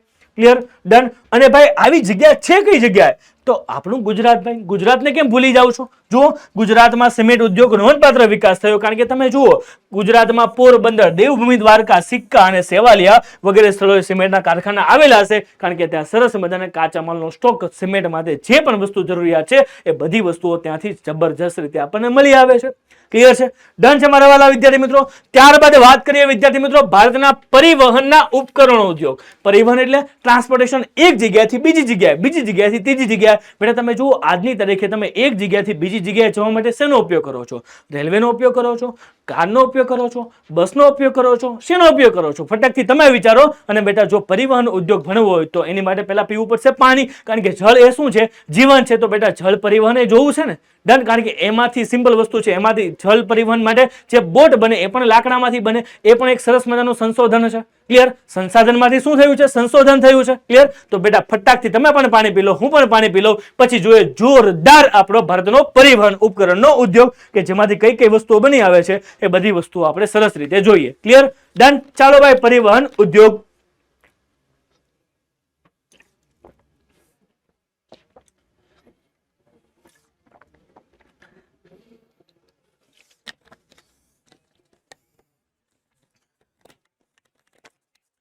ચલો વિદ્યાર્થી મિત્રો, પી લીધું પાણી? તો જોઈએ વિદ્યાર્થી મિત્રો ભારતના કેટલાક પરિવહન અને ઉપકરણ ઉદ્યોગ. માત્ર પરિવહન નહીં, ઉપકરણો પણ વિદ્યુત ઉર્જામાં ખાસ કરીને ઘણા બધા સેટેલાઇટ પણ કઈ જગ્યાએ બને છે? આપણા ભારતમાંથી બને છે. વિદ્યુત ઉર્જાનું ઉત્પન્ન કરીને ઘણી બધી જગ્યાએ મોટા પ્લાન્ટો પણ છે. એની વિશે આપણે વાત કરી ચૂક્યા છે અને આગળ કરવાના પણ છીએ. પણ અત્યારે વાત કરીએ બેટા સરસ મજાની રેલવે. શેની વાત કરવી સર? સરસ મજાની રેલવે. શું તમે કોઈ દિવસ ટ્રેનમાં બેઠા છો કે નહીં? બેઠા જશું સર. કેવી મજા આવે ભાઈ? સસ્તું, સરળ અને સારામાં સારી સેફ મુસાફરી. કઈ? ટ્રેન. જો શું કીધું છે બેટા? આ એક જ વસ્તુ એવી છે કે જે આપણને ફાસ્ટ, ગમે એટલી ફાસ્ટ હાલે ને તો આપણને મજા આવે, ડર ન લાગે. શું તમને કોઈ દિવસ ડર લાગ્યો ટ્રેનમાં બેઠા કે એક્સિડન્ટ થશે? તો શું એવું કોઈ દિવસ તમે બહુ ઓછું સાંભળ્યું છે કે ટ્રેનનો શું થયો? અકસ્માત થયો. એ પણ ટેકનિકલ કારણને લીધે કાંઈક ને કાંઈક થયો હશે. પણ વિદ્યાર્થી મિત્રો, બની શકે કે સૌથી સારી, સરળ અને સસ્તી મુસાફરી અને સેફ સલામત મુસાફરી હોય તો કઈ બેટા? ટ્રેનની છે. તો જોઈએ વિદ્યાર્થી મિત્રો એ ટ્રેનની મુસાફરી. ભારતીય રેલ પોતાની જરૂરિયાતોના ઉપકરણો જેવા કે રેલવે એન્જિન, મુસાફરીના ડબ્બા, માલગાડીના ડબ્બા વગેરે ખુદ તૈયાર કરે છે. હાજી બેટા, ખુદ તૈયાર કરે છે, ખુદ પોતે જ તૈયાર કરે છે. અને એમાં રેલના પાટા અને રેલની સ્લીપરો, ખાસ જે કોચ હોય, ભારતના લોખંડ પોલાદ કારખાનામાં જ બને છે. બેટા, ભારત આખા લોખંડ ઉદ્યોગ આધારિત છે રેલવે વિકાસ. કેમ ભાઈ? રેલનો વિકાસ કરવો હોય તો જે લોખંડ પોલાદ ઉદ્યોગ છે એની સાથે મળીને શું કરવું પડશે? કામ કરવું પડશે. લોખંડના પાટા, લોખંડના રેલના પાટા પણ શેના આવે બેટા? લોખંડના આવે. ક્લિયર વસ્તુ છે કે નહીં? રેલના એન્જિનના મોટા મોટા ભાગો શેના બને? લોખંડના બને. ક્લિયર? ડન. અને રેલવે એન્જિનનું નિર્માણ ચિત્તરંજન અને વારાણસીમાં થાય છે. અહીંના કારખાનાઓ ડીઝલ અને ઇલેક્ટ્રિક એન્જિનના બનાવટો અને ઇંધણની સક્ષમ પ્રદૂષણ મુક્ત હોય છે. અરે બેટા, આજની તારીખે જૂના ડીઝલ વાળા નહીં પણ અત્યારે ઇલેક્ટ્રિક પણ ઘણી બધી ટ્રેનો અને તેના એન્જિનો બની ચૂક્યા છે. એમાં ખાસ કરીને અત્યારનો વિકાસ તો કરીએ બેટા, મેટ્રો ટ્રેન, બુલેટ ટ્રેન, એમાં પણ બેટા વંદે ભારતની વાત કરીએ બેટા, માત્ર ને માત્ર 2 કલાકમાં સુરત થી અમદાવાદ. વિચાર કરો કેટલો સરસ મજાનો ઉદ્યોગ વિકાસ પામ્યો છે આપણા ભારતની અંદર. મુસાફરીના ડબ્બા, કોચ પેરામતુર, ત્યારબાદ બેંગલુરુ, કપૂરથલા અને કોલકાતામાં બને છે. બેટા, અલગ અલગ જગ્યાએ બધી વસ્તુઓ બને છે. પણ જ્યારે રેલવે વિશેનો જો અદ્ભુત તમારે ઇતિહાસ જાણવો હોય તો તમને જાણવા મળશે ચેપ્ટર નંબર 14 ની અંદર. ક્લિયર છે? ડન. ત્યારબાદ તમે જુઓ સડકના વાહનો, જે તમે સાયકલ છે, મોટરસાયકલ છે, ગાડી છે, 2 વ્હીલર છે, 4 વ્હીલર છે, એ બધી વસ્તુઓ શું થઈ? સડક વાહનો. જે વસ્તુ સડક પર ચાલે બધી વસ્તુઓ શેમાં આવે? સડક વાહનો પર આવે. તો જુઓ ભાઈ, ભારતમાં સડક પરિવહન સૌથી વ્યાપક છે. સૌથી વધારે સડકો કઈ જગ્યાએ છે આપણા સરસ મજાના ભારતમાં? ગમે ત્યાં પહોંચી શકાય. ઉત્તરથી દક્ષિણ, પૂર્વથી પશ્ચિમ, જમ્મુ કાશ્મીરથી બેટા કન્યાકુમારી સુધીને, ભાઈ ગુજરાતના દ્વારકાથી બેટા જગન્નાથપુરી સુધી બધી જ જગ્યાએ સડક માર્ગથી ભારત એકબીજા સાથે સંકળાયેલો છે. ડન. એમાં પણ તમે જુઓ તેની માટે દેશમાં truck, bus, car, auto rickshaw, tractor, motorcycle, scooter અને સાયકલનું મોટા પ્રમાણમાં ઉત્પાદન આપણા ભારતની અંદર થાય છે. બેટા, તમારી પાસે કઈ ગાડી છે? એ ક્યાં બની હશે? કઈ કંપનીમાં બની હશે? એ ઉદ્યોગોમાં જ બની હશે. તમે જુઓ, અને સડક વાહનોનું ઉત્પાદન મોટા ભાગે ખાનગી ધોરણે થાય છે. અને મોટા ભાગે લગભગ કહી શકાય કે કાર છે એમાં કોઈ પણ મેન્યુફેક્ચરિંગ ઇન્ડસ્ટ્રીમાં ગવર્મેન્ટ સપોર્ટ મળતો નથી. ક્લિયર? કારણ કે લક્ઝરિયસ વસ્તુની અંદર આવે છે. અને વ્યાવસાયિક વાહનોના ઉત્પાદનમાં વિશ્વમાં ભારત કેવું ધરાવે? 5મું સ્થાન ધરાવે. 5મું સ્થાન. વ્યવસાયિકનો મતલબ થાય મોટા મોટા ટ્રકો, મોટા મોટા આઈસર્સો હોય. તમે જો એક જગ્યાથી બીજી જગ્યાએ માલ સામાનને ખસેડવા માટે સૌથી વધારે ઉપયોગ કઈ ટ્રકોનો થાય છે? એ વસ્તુ છે. કદાચ તમે જોયું છે બેટા, તમે સુરતથી અથવા કોઈ પણ તમારા શહેરથી તમારા ગામડે જતા હોય અથવા પરિવહન કરતા હોય ત્યારે તમે હાઈવેની મુલાકાત તો લીધી જ છે. બેટા, હાઈવેની મુલાકાત તમે લીધી હોય તો બસમાં બેઠા હશો, કોઈ કારમાં બેઠા હશો, તો તમે જેની બહાર જોશો તો તમે જો આજુબાજુમાં કેટલા ટ્રકો એવા હશે કે જે એક જગ્યાએથી બીજી જગ્યાએ જતા હશે. બેટા, એક દિવસમાં કેટલું માલનું હેરાફેરી થતી હશે? વિચાર કરજો વિદ્યાર્થી મિત્રો. આ બધી વસ્તુઓ ઉદ્યોગોને આભારી છે. ક્લિયર? ડન. ટ્રેક્ટરો અને સાયકલોમાં મોટા પ્રમાણનું ઉત્પાદન થાય છે. તેથી આ વાહનોનો ભારતમાં શું થાય છે? વિદેશોમાં નિકાસ પણ કરવામાં આવે છે. બેટા, એટલું જ નહીં આપણે આપણી જરૂરિયાતોને પૂર્તિ કરીએ, પણ બેટા આ ઉત્પાદન આપણે વિદેશોમાં પણ મોકલીએ છીએ. પણ બેટા તમે જુઓ, જહાજ બાંધકામમાં પણ ભારત પાછળ નથી. વર્તમાન સમયમાં આધુનિક ઢબે જહાજ બાંધવાના મુખ્ય 5 કેન્દ્રો છે.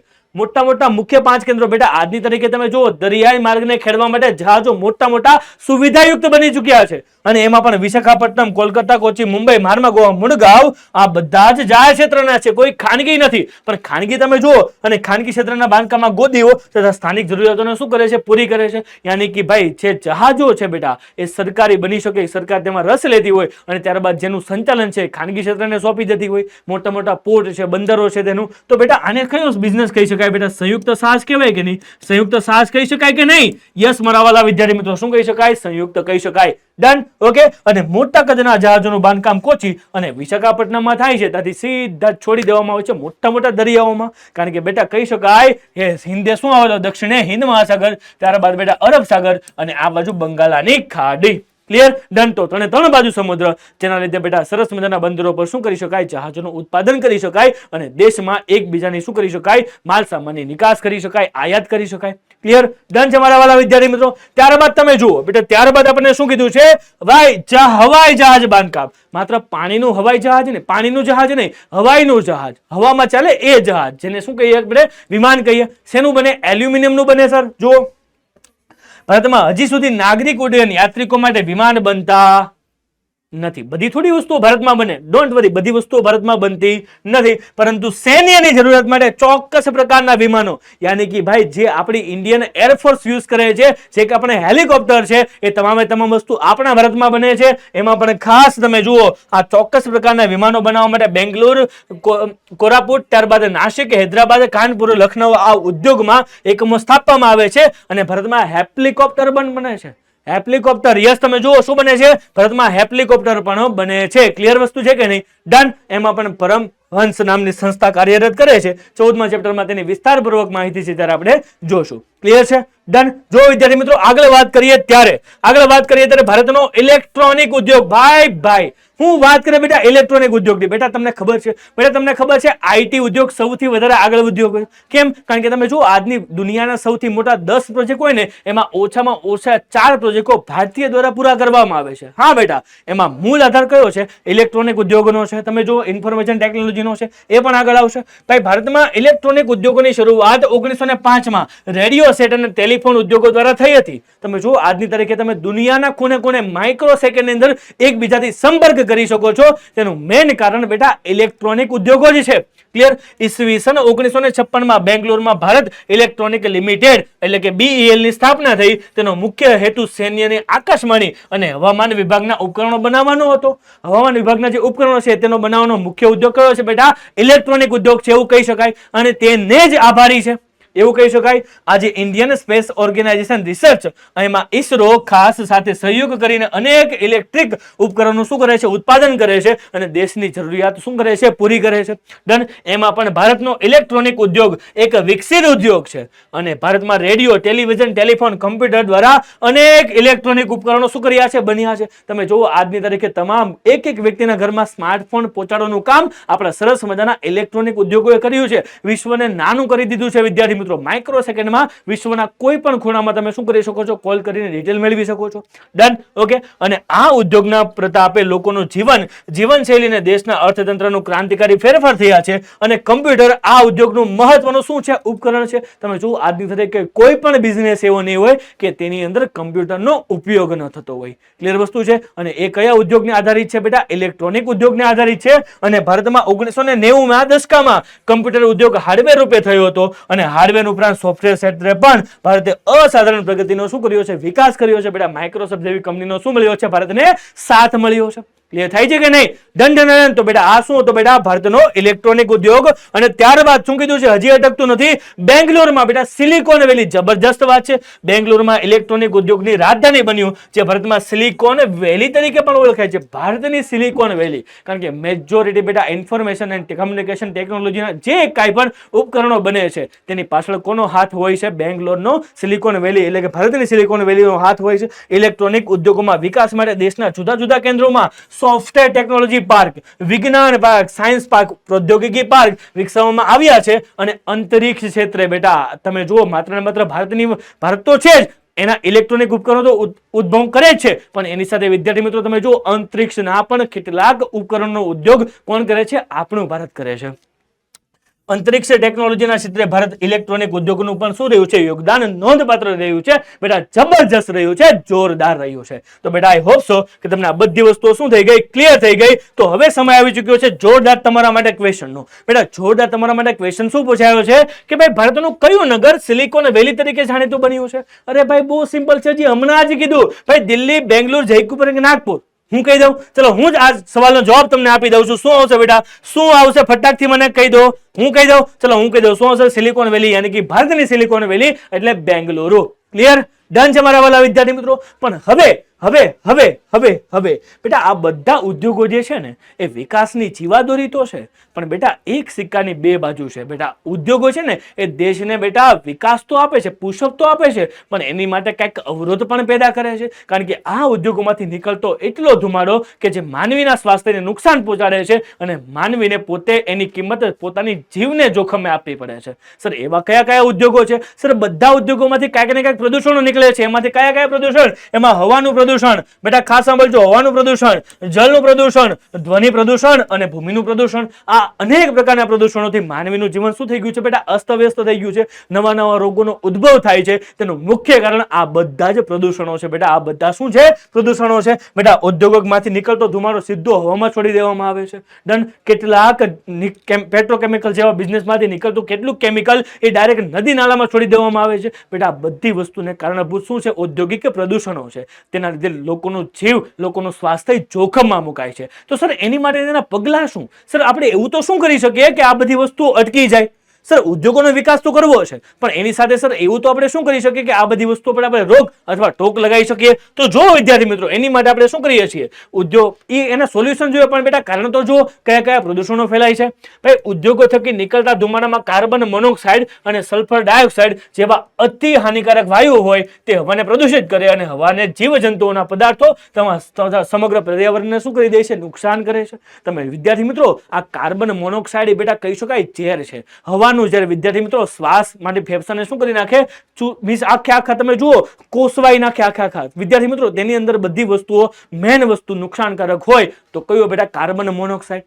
ક્લિયર? ફેફસા માટે અતિ નુકસાનકારક વાયુ હોય તો કાર્બન મોનોક્સાઇડ. ક્લિયર વસ્તુ છે. ડન. અને ઔદ્યોગિક કચરાવાળું પાણી જળ પ્રદૂષણ ફેલાવે છે અને આથી કારખાનાઓમાં સરકારી નિયમોને અવગણીને દૂષિત થયેલા પાણીને નદીમાં વહાવી દે છે. તેથી આ નદીઓના બીજા જળ સ્ત્રોતોનું પાણીનું ખૂબ જ શું બન્યું છે? દૂષિત બન્યું છે. બેટા તમે જુઓ, આજની તારીખે મોટા ભાગની ફેક્ટરીઓ ઉદ્યોગોના વિકાસ કરવા માટે નદી કિનારે તો ખોલવામાં આવે છે, પણ એ બધી નદીમાંથી નીકળતો હાનિકારક કેમિકલ, એ બધી વસ્તુ ઉદ્યોગોમાં ડાયરેક્ટ નદી નાળામાં છોડી દેવામાં આવે છે. અને આ હાનિકારક જે કેમિકલ એ આપણી ઘરે બેટા પાણીમાં શું થાય છે? જે પાણી આપણે પીવામાં ઉપયોગ કરીએ છીએ તેમાં ભળી જાય છે અને એના લીધે આપણને રોગો ઊભા થાય છે.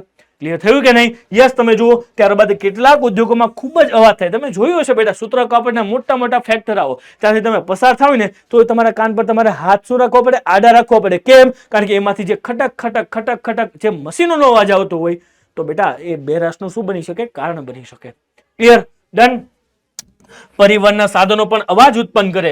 મોટા યંત્રો અને જૂનો થઈ ગયેલા મશીનો પણ કર્કશ અને મોટા તીવ્ર અવાજો માટે અસહ્ય થઈ પડે. તેથી વધુ પડતા અવાજો પણ શું ફેલાવે? જોરદાર પ્રદૂષણ ફેલાવે અને તેનાથી માનવીને બહેરાશ પણ આવી શકે અને અતિશય ઘોંઘાટને કારણે માનવી માનસિક તાણ પણ અનુભવી શકે. વિદ્યાર્થી મિત્રો, એકવાર એવા એરિયામાંથી પસાર થશો તમને માથું દુખવા મળશે. તેનું કારણ શું છે બેટા? આ જોરદાર કારણ આ બને. તો વિચાર, તમે એ લોકોનો કોઈ દિવસ વિચાર કર્યો છે કે એ લોકો ત્યાં ફેક્ટરીમાં રહેતા હશે, એ અવાજથી કેટલા કંટાળી ગયા હશે, પણ શું કરે બેટા? એ લોકોની મજબૂરી છે, એ લોકોને કામ કરવું જ પડે એવું છે. ક્લિયર થયું કે નહીં? ક્લિયર થયું કે નહીં મારા વાલા વિદ્યાર્થી મિત્રો? તો સર આ બધી વસ્તુને રોકવાનો કોઈ ઉપાય જ નથી બેટા. ઉપાય તો છે, પણ એના માટે ચોક્કસ નિયમિત પગલાં લેવા પડશે. તો સર શું કરી શકાય? તો જુઓ ભાઈ, ભૂકંપ, જ્વાલામુખી વિસ્ફોટ, દાવાનળ, પૂર, ચક્રવાત, સુનામી જેવા કુદરતી પરિબળો અને માનવ સર્જિત કારણોથી અસરથી પર્યાવરણને જળ, જમીન, વાયુ શું થયું છે? પ્રદૂષણ થયું છે. અને આ પ્રદૂષણથી થાય તે પર્યાવરણની ગુણવત્તામાં શું થયો? ઘટાડો થયો. અને આ ઘટાડાને શું કહી શકાય? પર્યાવરણીય અતિક્રમણ કહી શકાય. પછી કારણ કોઈ પણ હોઈ શકે છે, કુદરતી પણ હોઈ શકે છે, માનવ સર્જિત પણ હોઈ શકે છે. બેટા કુદરતી ઘટનાઓને તો આપણે સંભાળી શકવાના નથી, પરંતુ માનવ સર્જિત ઘટનાઓને તો આપણે સંભાળી શકીએ ને. એની માટે ઉપાય તો કરી શકીએ ને, જેથી કરીને આપણે વિકાસના નામે વિનાશ તો ન કરીએ. વિકાસ તો કરીએ છીએ, પણ બેટા આવનારી પેઢીનું શું? ક્લિયર? તો એની માટે શું કરી શકાય કે પર્યાવરણીય અતિક્રમણને રોકવાના ઉપાયો નીચે મુજબ છે. સૌથી પહેલી બાબત કે ઔદ્યોગિક વિકાસનું યોગ્ય શું કરવું? આયોજન અને ઉપકરણોની ગુણવત્તા ચેક કરવી. બેટા પ્રદૂષણ ફેલાવતા ઉદ્યોગોને રહેણાંક વિસ્તારથી દૂર યોગ્ય સ્થાને સ્થાપીને સારા યંત્રો અને ઉપકરણો વસાવીને તેમનું કુશળ સંચાલન કરીને પ્રદૂષણ ઘટાડી શકાય છે. બેટા સૌથી પહેલી વસ્તુ કે ઉદ્યોગોને એવી જગ્યાએ સ્થાપવાના, રેસિડેન્સ એરિયાથી એકદમ અલગ સ્થાપવાના, જેથી કરીને એનો જે અવાજ છે એમાંથી જે નીકળતા ઝેરી ધુમાડા છે એ લોકોના સ્વાસ્થ્ય સુધી પહોંચે જ નહીં. બીજી વસ્તુ, એમાંથી જે વાયુ પ્રદૂષણ થાય છે બેટા, અવાજનું પ્રદૂષણ થાય છે, એની માટે શું કરવાનું? જે કાંઈ પણ મશીનો છે એ મશીનો વારંવાર સાર સંભાળ કરવા. ત્યારબાદ જે ખરાબ મશીનો થઈ ગયા છે, જેમાંથી અવાજ ઉત્પન્ન થઈ રહ્યો છે, તેને ચેન્જ કરી નાખો. ડન. અને દૂર વિસ્તારમાં લઈ જાઓ, જેથી કરીને લોકો પણ પરેશાન તેનાથી થાય નહીં. ત્યારબાદ તમે જુઓ ઈંધણની યોગ્ય પસંદગી અને તેના ઉચિત ઉપયોગથી હવા પ્રદૂષણ ઓછું કરી શકાય. દાખલા તરીકે ઉદ્યોગોમાં કોલસાની જગ્યાએ ખનિજ તેલનો ઉપયોગ કરવાથી ધુમાડાને શું કરી શકાય? રોકી શકાય. તમે જુઓ વિદ્યાર્થી મિત્રો કે મોટા મોટા ઉદ્યોગોમાં જે ધુમાડાઓ નીકળે છે એમાં શેનો ઉપયોગ કરવામાં આવે છે? કોલસાનો ઉપયોગ કરવામાં આવે છે. એની જગ્યાએ જો બેટા ખનિજ તેલનો ઉપયોગ કરવામાં આવે તો ધુમાડો કેવા થાય? ઓછા થાય. અથવા તો બની શકે તો તેની સ્થાને શેનો ઉપયોગ કરો? વીજળીનો ઉપયોગ કરો. તો બેટા ધુમાડાનો ઓપ્શન જ નથી. અને વિદ્યાર્થી મિત્રો, ભવિષ્યમાં ખોટી જવાનો ભય છે, કહી શકાય, તો એને પણ આપણે નિવારી શકાય ને અત્યારથી. ક્લિયર? તો બેટા આ બધા ઉપાયો છે. ત્યારબાદ શું કીધું છે વિદ્યાર્થી મિત્રો કે હવામાં ઉત્સર્જિત થતા પ્રદૂષકોને ફિલ્ટર, પ્રેસિપિટેટર્સ અને સ્ક્રબર જેવા સાધનોની મદદથી હવામાં જતા શું કરી શકાય? રોકી શકાય. બેટા તમે જુઓ, ઉદ્યોગોમાંથી નીકળતા જે ધુમાડા છે એને એક ફિલ્ટર કરીને આપણે હવામાં મૂકીએ તો બેટા એમાંથી જે પ્રદૂષિત થતા જે વાયુઓ છે, અમુક હાનિકારક કણો છે, એ ફિલ્ટરની પ્રોસેસમાં શું થઈ જાય બેટા? રોકી શકાય કે નહીં? જેની માટેના સરસ મજાના યંત્રો, પ્રેસિપિટેટર્સ અને સ્ક્રબર જેવા સાધનોનો આપણે ઉપયોગ કરીએ તો ઉદ્યોગોમાં જે નીકળતો જે ધુમાડો છે એ માનવીના સ્વાસ્થ્ય સુધી ખરાબ થઈને પહોંચતો નથી. ક્લિયર થયું કે નહીં? યસ. તમે જુઓ, ઉદ્યોગો દ્વારા પ્રદૂષિત જળને નદીઓમાં છોડતા પહેલા તેનું શુદ્ધિકરણ કરવાથી જળ પ્રદૂષણ પણ શું કરી શકાય? ઘટાડી શકાય. શું તમે વિદ્યાર્થી મિત્રો વિચાર્યું છે કોઈ દિવસ એ માછલીની શું હાલત થતી હશે? બેટા ગરમ ગરમ જે કેમિકલો સીધા માછલીની પાણીમાં ડાયરેક્ટ છોડી દેવામાં આવતા હશે તો એ લોકોનું જીવન કેવું અસ્તવ્યસ્ત થઈ જતું હશે. વિચાર કરજો બેટા, એ જલચર જીવોનો પણ. ક્લિયર? ડન. ઔદ્યોગિક પ્રદૂષિત પાણીના વિવિધ પ્રક્રિયાઓથી શુદ્ધ કરીને નદીમાં છોડવામાં યોગ્ય બનાવવામાં આવે તો બહુ સારી વાત છે, પણ એની ઉપરાંત સર ભૂમિના પ્રદૂષણનું શું? કારણ કે બધું જ પ્લાસ્ટિક મેજોરિટી જમીનની અંદર નાખવામાં આવે છે તો જમીન પણ કેટલી પ્રદૂષિત થાય છે. તમે જુઓ કે જમીન અને ભૂમિનું પ્રદૂષણ નિયંત્રિત કરવા માટે 3 પ્રવૃત્તિઓ મહત્વની છે. એમાં પહેલો, વિભિન્ન સ્થળો કચરો શું કરવો? એકઠો કરવો. કચરો શું કરવો? એક સાઈડ પર એકઠો કરી દેવો, તેને પુનઃચક્રીય રિસાયકલ થાય તેવા કચરાને અલગ પાડીને તેને શું બનાવવો? અલગ ઉપયોગી બનાવવો, અને ત્યારબાદ બાકીના કચરાને જમીનની ભરણી માટે વાપરી તેનો શું કરી નાખવો? નિકાલ કરી નાખવો. બેટા આવા પગલા લેશો તો બેટાજી વિકાસ તો થશે પણ એની સામે વિનાશ નહીં થાય. એની સામે બેટા વિનાશ નહીં થાય. તો બેટા યાદ રાખજો મારી વાત. તો બેટા આઈ હોપ સો કે તમને બધા વિદ્યાર્થી મિત્રોને આ ચેપ્ટરમાં ખૂબ જ મજા આવી, ખૂબ જ નવી વસ્તુઓ જોઈ. તો બેટા નવી વસ્તુઓ જોઈ લીધી તો ફટાકથી કહી દો મને આન્સર કે સર પર્યાવરણીય અતિક્રમણ માટે એક વિધાન પૂર્ણતઃ સાચું નથી. એ વિધાન કયું છે એ મને ફટાકથી તમારે મને કમેન્ટ બોક્સની અંદર કહી દેવાનું છે, કારણ કે આ પ્રશ્ન હું નથી પૂછી રહ્યો, આ પ્રશ્ન પૂછી રહ્યો છે તમારો છોટા ભીમ, છોટા ભીમ, છોટા ભીમ, ભીમ ભીમ. ક્લિયર છે? ડન. તો બેટા ફટાકથી મને આમ પર આન્સર આપી દો. અને ભાઈ હવે આ ચેપ્ટરને થોડા પૂર્ણાવૃત્તિ તરફ લઈ જતા વિદ્યાર્થી મિત્રો આ ચેપ્ટરમાં તમારે શું કરવાનું છે? બેટા આ ચેપ્ટરમાં તમારે શું કરવાનું છે તો ખાસ સાંભળજો. આ ચેપ્ટરમાં તમારે મેજોરિટી ઉદ્યોગોના વર્ગીકરણ આધારિત. બેટા ઉદ્યોગોનું વર્ગીકરણ છે, ઉદ્યોગોનું વર્ગીકરણ બેટા મુખ્ય હતું. ડન. એ આપણે જોઈ લીધું છે. ડન. ત્યારબાદ બેટા શું હતું? લોખંડના ચાવીરૂપ ઉદ્યોગો, એમાં શું કહી શકાય? લોખંડ અને પોલાદ ઉદ્યોગ. ડન. એ વસ્તુ કરી નાખ્યું. ત્યારબાદ ખાંડ ઉદ્યોગ તમારે જોઈ લેવાનો છે. ડન. અને ત્યારબાદ બેટા સુતરાઉ કાપડ. એટલા ઉદ્યોગ તમે જોઈ લેશો એટલે લગભગ વિદ્યાર્થી મિત્રો તમારી દ્વિતીય પરીક્ષાની અંદર આની બહારનો ક્વેશ્ચન આવવાનો લગભગ કહી શકાય મેજોરિટી આ PYQ હશે. ડન. આની સિવાયના પ્રશ્નો બેટા કરીને પણ જજો. બેટા એ બાકીના સિવાયના પ્રશ્નો ક્યાંથી મળશે તો બેટા ડોન્ટ વરી. બેટા ડોન્ટ વરી. વેટ. હોમવર્ક પણ મળશે ને?